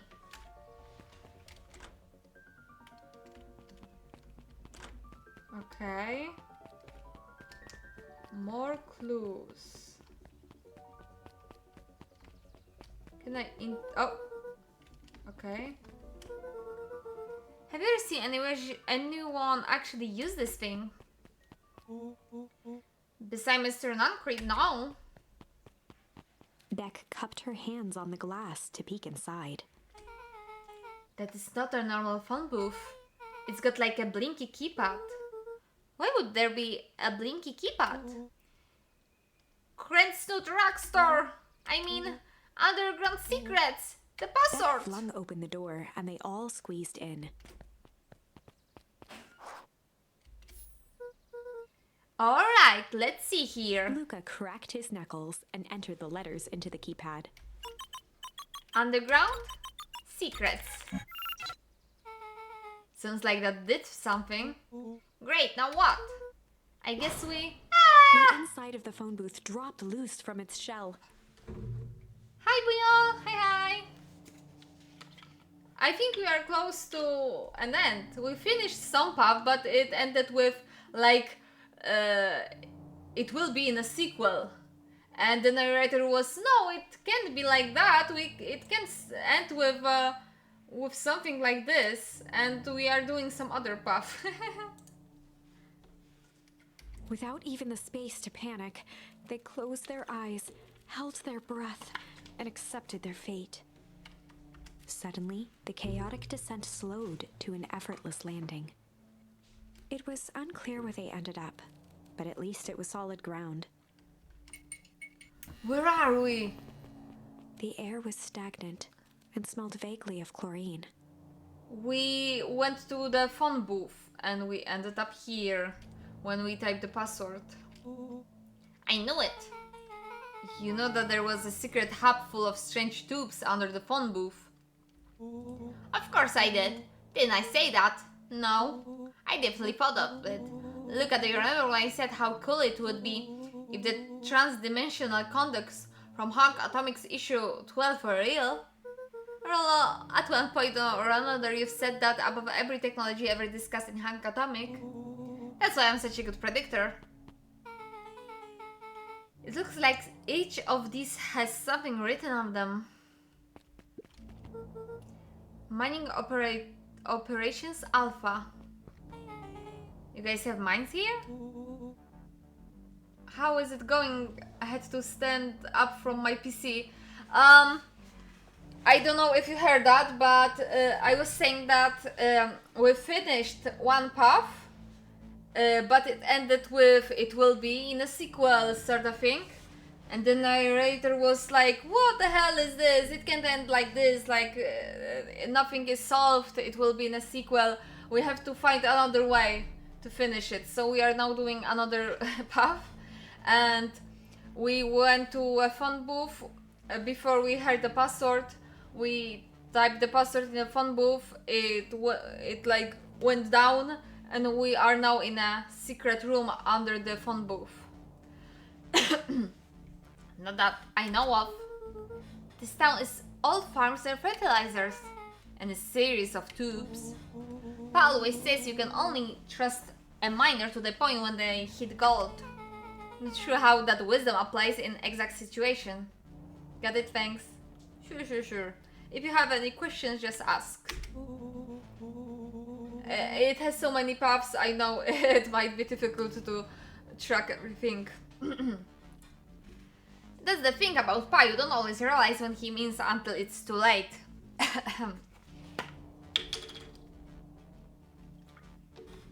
Okay, so this say mines, but we don't have mines.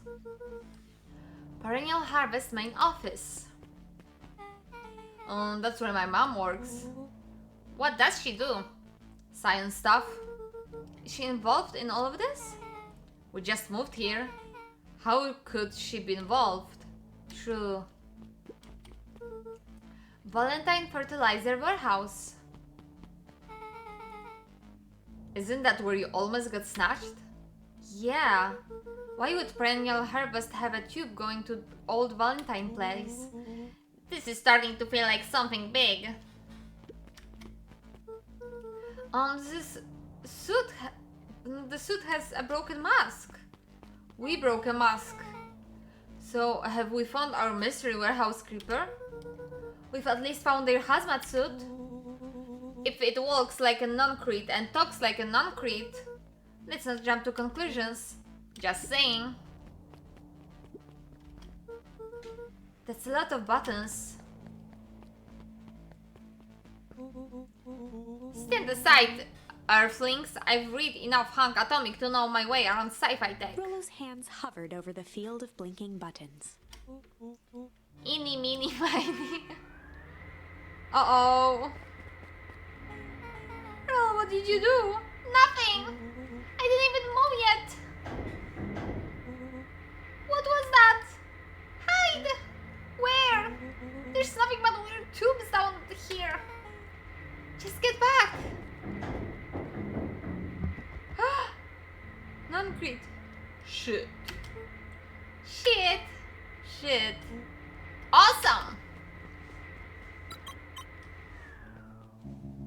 You all need to come with me now. We aren't going anywhere with you. Not until we get some answers. Mr. Underground Secrets? I told them it was an absurd password. But they love anything that makes them feel clever. They who? That's no matter. If I can keep you hidden until after the festival, I might be able to save your skins. We don't care about our skins. Hold on now, I like my skin. This all stops now, non-Crete. Joseph waited for a moment in silence. You sound just like him. Who? Walt. You don't get to talk about my dad. You know, your father and I were friends back He before gestured toward the strange tubes. all of this. That's a lie. It's true. I used to bounce you on my knee. What happened? Something that always happens. Reality complications life. We are a team, Walt and I. An idealistic doctor and a bright-eyed pharmacist. Both hellbent on helping folks. So you were his sidekick. No. We were partners. We helped the patients and I helped him. Yep, total sidekick. Nuncreed let out a growl of a sigh. Luca, I need you to know this. I need someone to know this. One day, Sharper Valentine comes to us. Says he's got an opportunity. He would fund something he didn't quite understand. And he was willing to pay us both handsomely to help him understand it. And my dad said no. Your father and I both believed in helping people. But the thing I could never get him to understand was it's a lot easier to help others if you can help yourself now and then. Classic sidekick into villain plotline. Walt loved being righteous. I can't. Almost more than he loved his family. He was wrong about one thing though. When he begged me not to take Valentine's offer, he said, Joseph, if a person says yes one time to Sharper Valentine, he'll make sure they keep on saying yes to him until the day he's dead and gone. He shook his head wistfully. Sharper's long gone, but he still got me saying yes. Is there a point to this sub story? Not really, no. Just an old man trying to delay what needs doing. Nuncreed took a menacing step towards the children. I tried to keep you safe.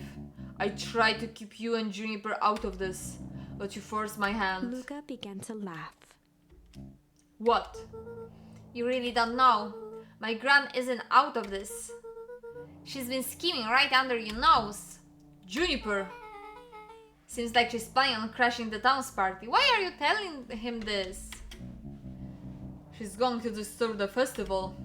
Why would The she? color drained from Nuncreed's face. How does she know?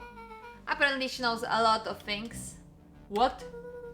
Let's just say this isn't the only underground layer we've busted into today. And honestly, Harris is way cooler. She's got maps and explosives and bad intentions, big man. Nuncreed grabbed Luca by the shoulders. His eyes were frantic. You need to tell me what she's going to do right now. She doesn't understand what she's messing with. Tell me now, she's in danger, boy. I don't know. She had a map with a mark on the fountain in town square. The fountain? But why would... A jolt of realization struck Mr. Nuncreed. The source in the original town. She knows about the source. What the heck is the source? If she tries to destroy the source, it could catalyze and... Dear God, she's going to freeze us all. So the paths where we were all freezed is because our grandma was destroying the source, so we can't destroy the source.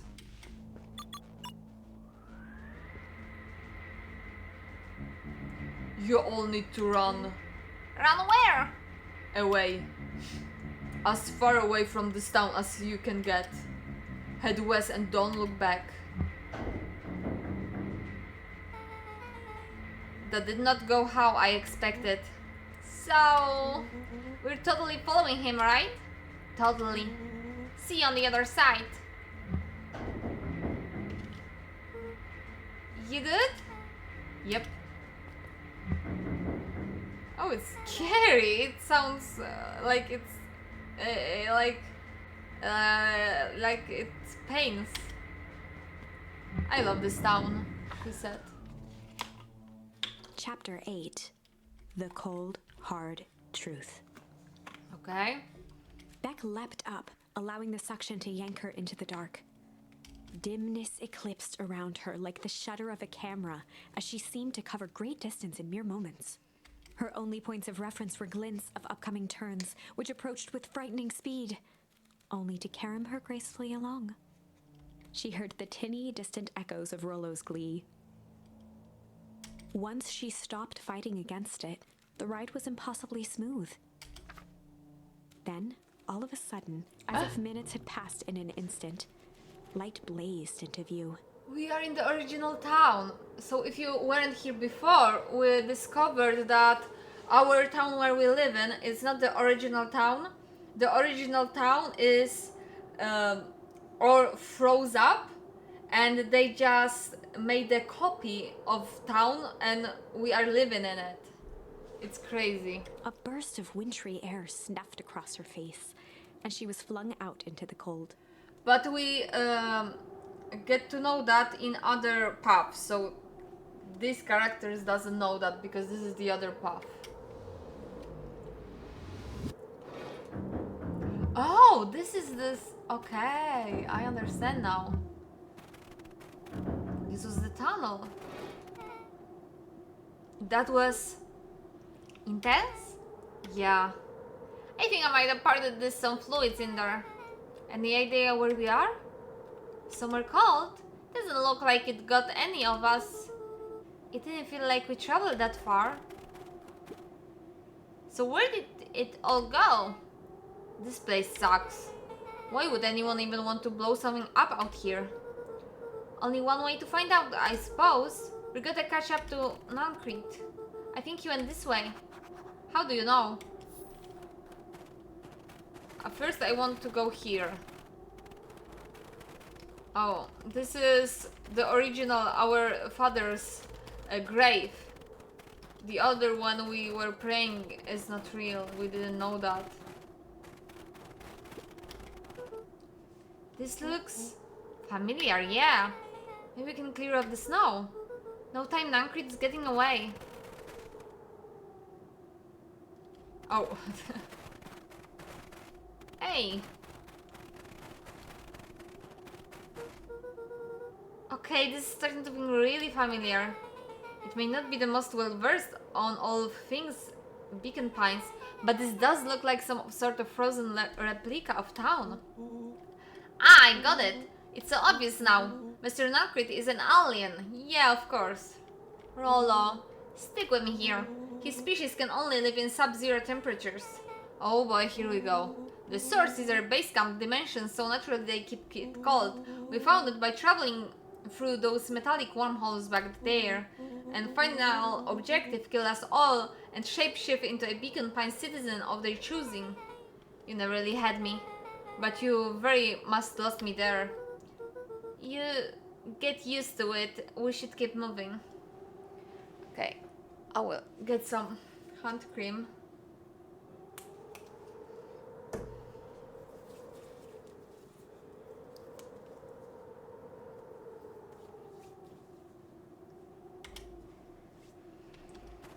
Okay, let's go.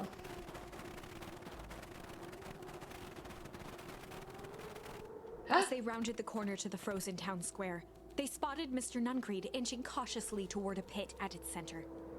He held his arms out gingerly, as if approaching a beast in the wild. Upon closing the distance, Luca recognized what Nancrete was after. Gran stood confidently at the edge, one arm outstretched over the abyss. Nearby, a wheelbarrow had been emptied out. She held a lit torch, which flickered in the bitter wind.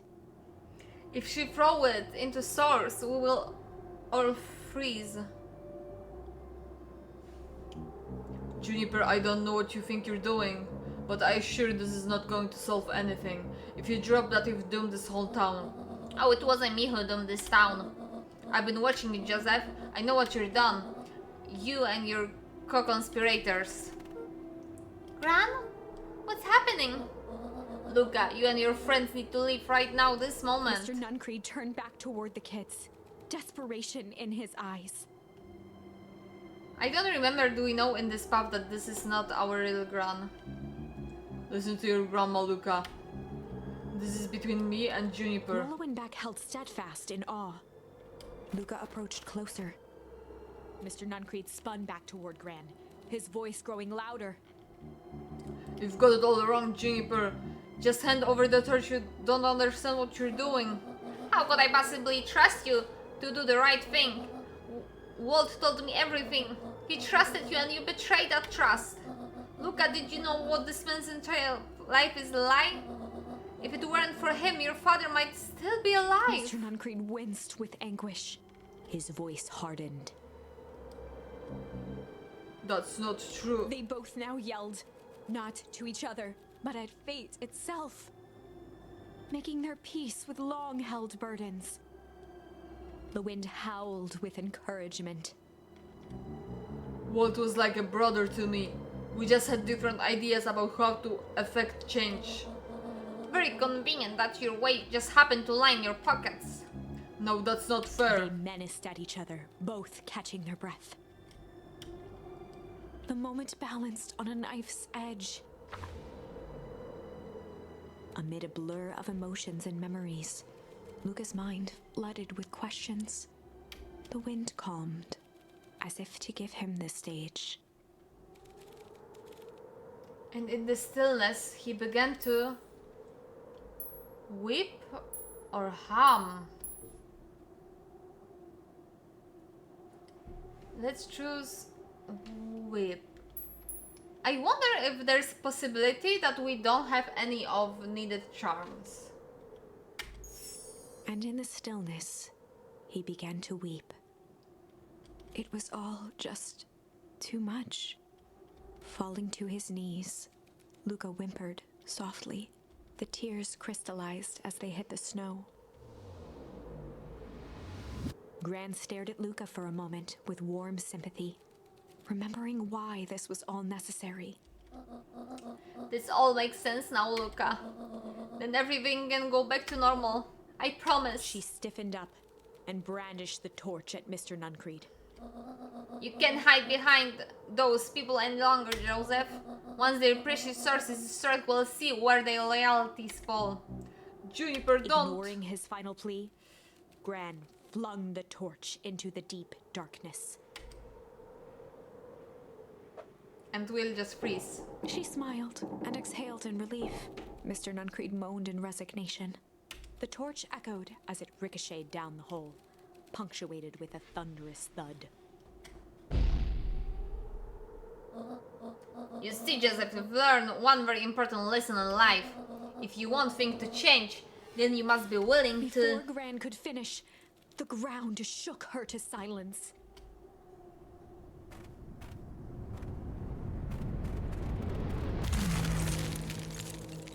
Yeah.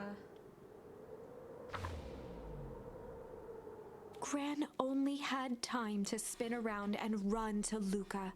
Her attempt to shield him, an honorable but trifling act. Unflinching love, pitted against an unthinking horror. There was no contest. Her warm embrace froze in an instant. That is where they remain, fixed in place, forever. And so, our story ends on this melancholy scene. In a town brought low by its secrets, sits the frozen statues of a misguided band of meddlers. The end. Well, that was dire. On the bright side, we finally figured out where all the ice is coming from. Now, we just need to find a way to deal with a mystic, unfathomable force of nature. Okay, so we only have one choice now. Only here. We did everything here, here, here. Yeah, check marks means we did it. Yeah, so only thing left is here. We have to hum.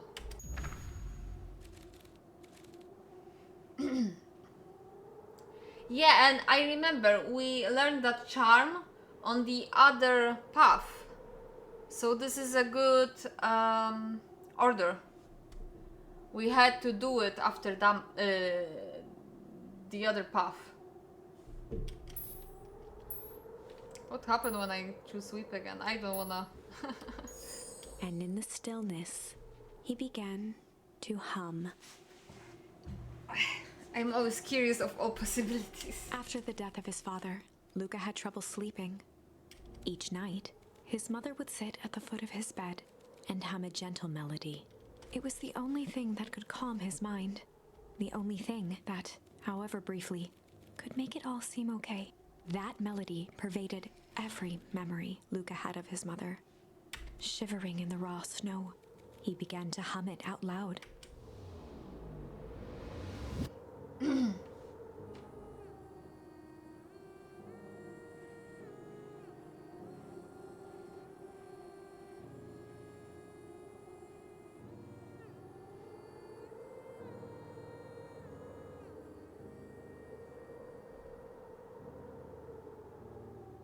This must Gran be lowered the the final torch, path. listening closely. As recognition slowly set in, her heart sank.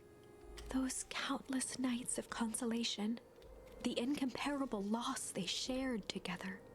So is this a real Gran or no? She let the torch fall to the snow and sizzle out. Because in a book we found out that the real Gran is dead. A few steps toward Luca was all she could bear before dropping to the snow herself. Through a flood of tears, she began to hum along, note for note. No.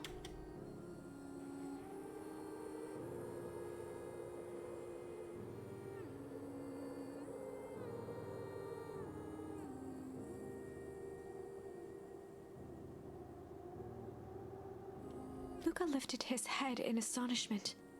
The last time he heard that melody was the last night he saw his mother. How do you know? I'm so sorry, my little buckaroo. Buckaroo? The only people who call me that are my dad and your mother. Luca blinked through blurry, watery eyes, trying to see more clearly. He could just make out the impression of a familiar face. He peered across the snowscape at the woman on her knees. Something about her was undeniably his mother. Only smaller, older, changed. He touched the goo, right? And she became old. Mom? That's right, Buckaroo. Mom! Oh Luca my... sprinted as fast as he could toward his mother. Wow, he lived with his mother all the time and he didn't know? They held each other close, and the cold retreated from their bodies. Eleanor? I thought you were... gone. You should have known I would never abandon my son. Eleanor looked down at Luca, tightening her embrace in an appeal for forgiveness. How? You're a smart man, Joseph. I thought you would have pieced it together by now. You were exposed. Mom, I don't understand any of this. What happened to you? Where did you go? Why did you leave me? I never left you. I was always like right here, Luca. Why did you lie to me? It tore me up, Luca, but I did it to keep me safe. I thought that getting answers would help us both move on. But the more I discovered, the more I realized the danger we were in. Until perennial harvest was stopped, it was better if everyone thought I was gone. You could have trusted me. These are bad people, Luca. They won't stop until they get what they want. And they don't care who gets hurt in the process. Then what do? We have to stop them. Joseph slumped into the cold, wet snow. They can't be stopped. This is too big. I tried beating them at their own game. I'm done fighting fire with For fire. the first time in a long time, her voice felt like her own again. No more lies. I see now. There's a better way to stop perennial harvest. They call it hard truth. Luca gazed down at Nuncreed with pity. He looked small. Joseph stared into the snow, as if searching it for answers. Come on, everyone. We've got a party to crash. Oh, I like the snow sound. But what is the source? Why it's all froze up? What is this green goo? You don't understand, he always wins. Chapter 9. The Devil You Know. 7 months ago. Eleanor Van Horn crept down the maze of sterile hallways under Perennial Harvest.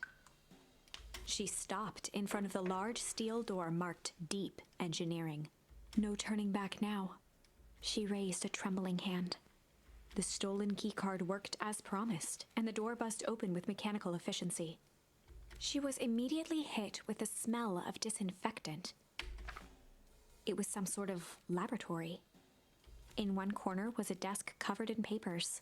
Across the room stood a tall metal pod with hoses protruding from its base. She rushed to the desk and began shifting through the piles of papers. They were experiment reports on something called Tempus Liquamen. There were dozens of them, every one stamped failed. Eleanor heard the sharp echo of footsteps approaching. She was out of time. Her eyes scanned the room, eventually landing on the strange pod. Oh no. Muttering a curse under her breath, she dashed over and dove inside. No, this is how she got old.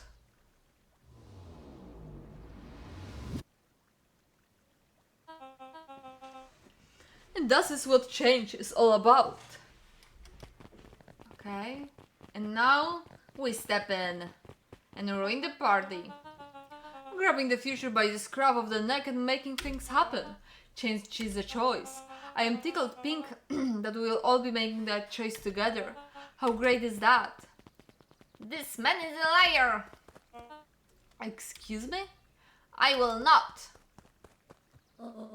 This town has a dangerous secret and Perennial Harvest only exists to keep it hidden.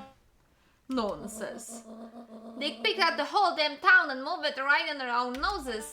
You aren't making any sense, dear. Mr. Kerr addressed the crowd with a sarcastic tone. Imagine such a thing. It's absurd and just plain impossible. They promised they could fix the full harvest.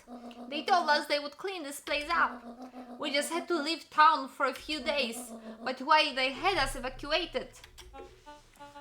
Mrs. Harford, I'm afraid I'm going to have to ask you to... You're afraid a lot of things, aren't you?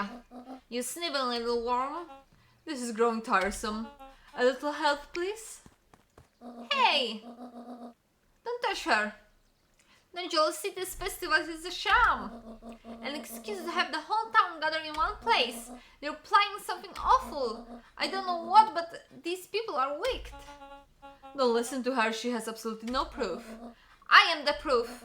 I am Eleanor Van Horn. Whispers filtered through the crowd. Well, aren't you just sneaky as Dickens? We all knew Valentine's fertilizer was too good to be true. And now this whole town is paying the price. Ladies and gentlemen, I am so sorry about this disruption. My associates will take this obviously disturbed woman somewhere comfortable, so that she can get the help she needs. She's not the one who's disturbed. Oh, he will be on our side. You two-timing clown. You all know there's something wrong with this town. It was just easier to look the other way. The truth is...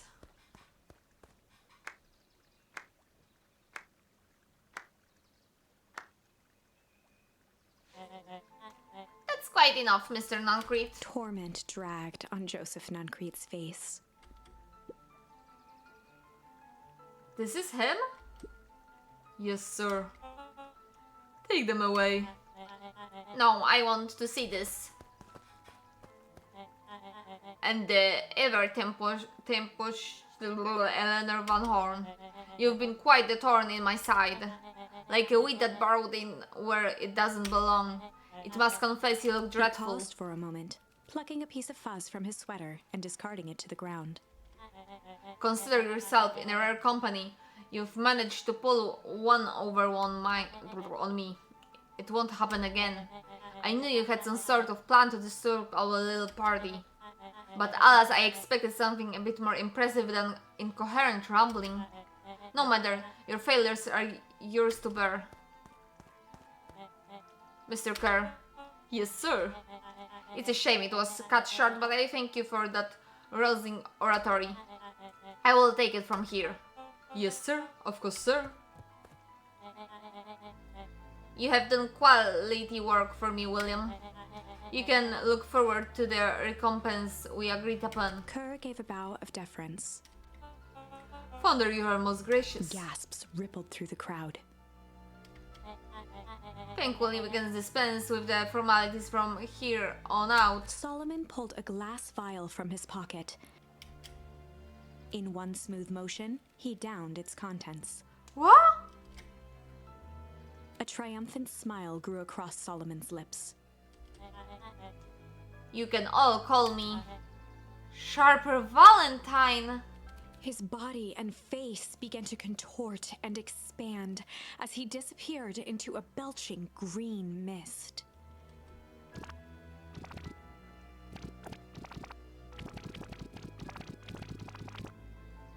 A hushed horror gripped the crowd. What? This is a story about change. Wait, no. Oh, so you didn't see that coming. Good. Sharper examined his new hands. He's the true final boss. Well, this is quite the improvement. Everything looks so much smaller now. Eleanor was right about one thing. The festival was a ruse. I want you all to witness my glorious return with your own eyes. Why does everyone look so downtrodden? This is a celebration, people. Maybe it would help if we set the mood. Mr. Kerr, be a dear and reveal the sign. Sharper Valentine Festival. How wonderful. Sharper choked out a crude squawk of a laugh. Frustrated grumbles sprinkled through the crowd. Sharper, you malicious bastard. Malish. So this is not the end because I can have a choice. I'm glad you're back so I can tell you to your face. You destroyed this town. We ain't gonna let you away with it again. Sorry, this is not the time for audience participation. Some assistant, Mr. Kerr. William Kerr gave a subtle nod to the clipboards. You coward. Does anyone else have something to contribute? Helpless quiet settled over the crowd. I thought so. Did you all truly believe you could be free of me? A town of complete and utter fools. You people should be celebrating my return. You clearly lost without me. And that leads me nicely to my children. Daddy? I gave you both the greatest gift a parent can give. The opportunity to prove yourself in my absence. Squandered. To say I'm disappointed would be an understatement. But Silence, Augustus. An adult is speaking. I don't know which is worse, a son who is completely hopeless, or a daughter with such potential who inevitably lets me down. Harris, you followed me with admirable consistency. Thankfully, I was counting on it this time. Father, I have been wasting time, my dear. What have you accomplished? I was focused on something our legacy. Legacy? Who needs a legacy when you can just live forever? But what about... It's alright, kiddo. I'm afraid you suffer from a complete lack of imagination. There's just no helping it. Now then, where is Joseph? You didn't take an opportunity to sleep off, did you? Oh, there he is. Everyone should give him a hand. None of this would have been possible without Joseph. I think you said enough. Too many low voices. Nonsense, the people deserve to know how helpful and loyal you've been. I only did what I did because he left me no choice. You always had a choice, Joseph. You were simply too weak to take it. No matter, cheer up. You're about to be rich beyond your wildest dreams. You should follow Mr. Kerr's example. When I found him, he was in a sorrier state than any of you. An aging actor desperate to recapture his He played his part, and soon he'll be able to play the leading man again. Forever, in fact, if he remains loyal. Okay, so he was... Everyone thought he was dead, but he was really young, and now he drank something, and now he is normal. And he say he can live forever. Oh, that goes far, all of you. Well, those who haven't already frittered away my goodwill. Beacon Pines is mine again, and I'm willing to share its spoils in exchange for absolute loyalty. Are you saying William Kerr was never in charge of perennial harvest? Ha! You think that puffed up bladders kite could have accomplished all of this? Don, I suppose it's time for your big exclusive. Sharper addressed the crowd with indignant pride. He'd planned this moment for so long that now, at the deed's fruition, it almost felt frivolous. You see, I need a figurehead to hold things down while I orchestrate my return. Someone to misdirect, lie, and blink this town for a spell. So I invented William Kerr. Take your bow, you earned it. Mr. Kerr flourished a preposterously elaborate bow. Patrick C. Montesquieu, thespian extraordinate at your service. Founder, I just want to thank you again for this opportunity. It truly was the role of a lifetime. Okay, so he was an actor. Wait, so this Bill Kerr was a patsy the whole time? Now that your secret's out in the open, what's to stop this town from rising up against you? Oh, there's the delicious part. Fear. Thanks to our clipboards, I know what each and every person in this town fears most. And I will make those fears manifest for anyone who steps out of line. The choice is simple. I'm not afraid of you. Ha, the young hero. I've kept a keen eye on you, boy. You and your friends make a habit of disturbing my plans. What a pity. If things would have gone a bit differently, you might have had your moment of triumph. But there's a fate for you. You can't do this. Oh, but I can. I have won. Never underestimate what a great man can do given time. And now time is plaything. I got lag in my brain. So many reading. Perhaps the most expensive thing I've ever bought. But well worth it. Ha. Sharper coughed up one final laugh and cracked his knuckles. Enough chit-chat, let's get to work, shall we? And so, Sharper set about remaking the town in his own image. The fertilizer factory soon reopened for business. Sales rose steadily as more and more farmers across the countryside began to swear by its miraculous properties. Beacon Pines became famous, a secretive town that, for the right price, shared its gifts with all. Gifts that became more and more necessary in a world where winters grew longer and longer. The end. Ha. This is wrong, but things are becoming clearer now. So this wasn't the final. You can feel it, right? Yeah. We can't let Sharper win. He might just be the key to this whole thing. Okay. Let's see. Where do I have a choice? Oh, here. Okay, maybe this will be quick. Maybe I will have time to do this. I hope it is at the end.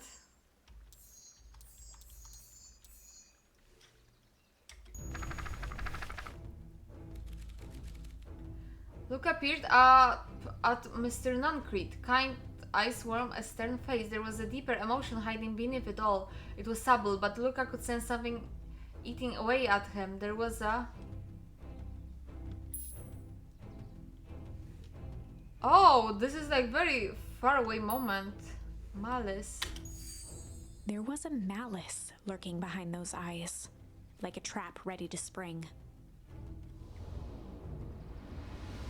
Luca felt the weight of Nuncreed's hand on his shoulder. Something wasn't right. He didn't know why, but something was telling Luca to get out of there. I just want this all to be over. Of course, I'm sure it will all work out soon enough. I should get going. I told Roxy I would check for Rolo at the Luca treehouse. twisted free of Nuncreed's grasp. Of course. Luca, you know your dad and I were good friends back in the day. You can come to me with anything. Anything at all. Okay, maybe it's not close to end.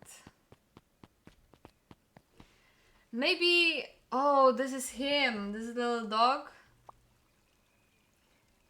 Maybe I will finish right here. I'm sure this path is the final path. So we will do one more stream with the final path where for sure I will finish it.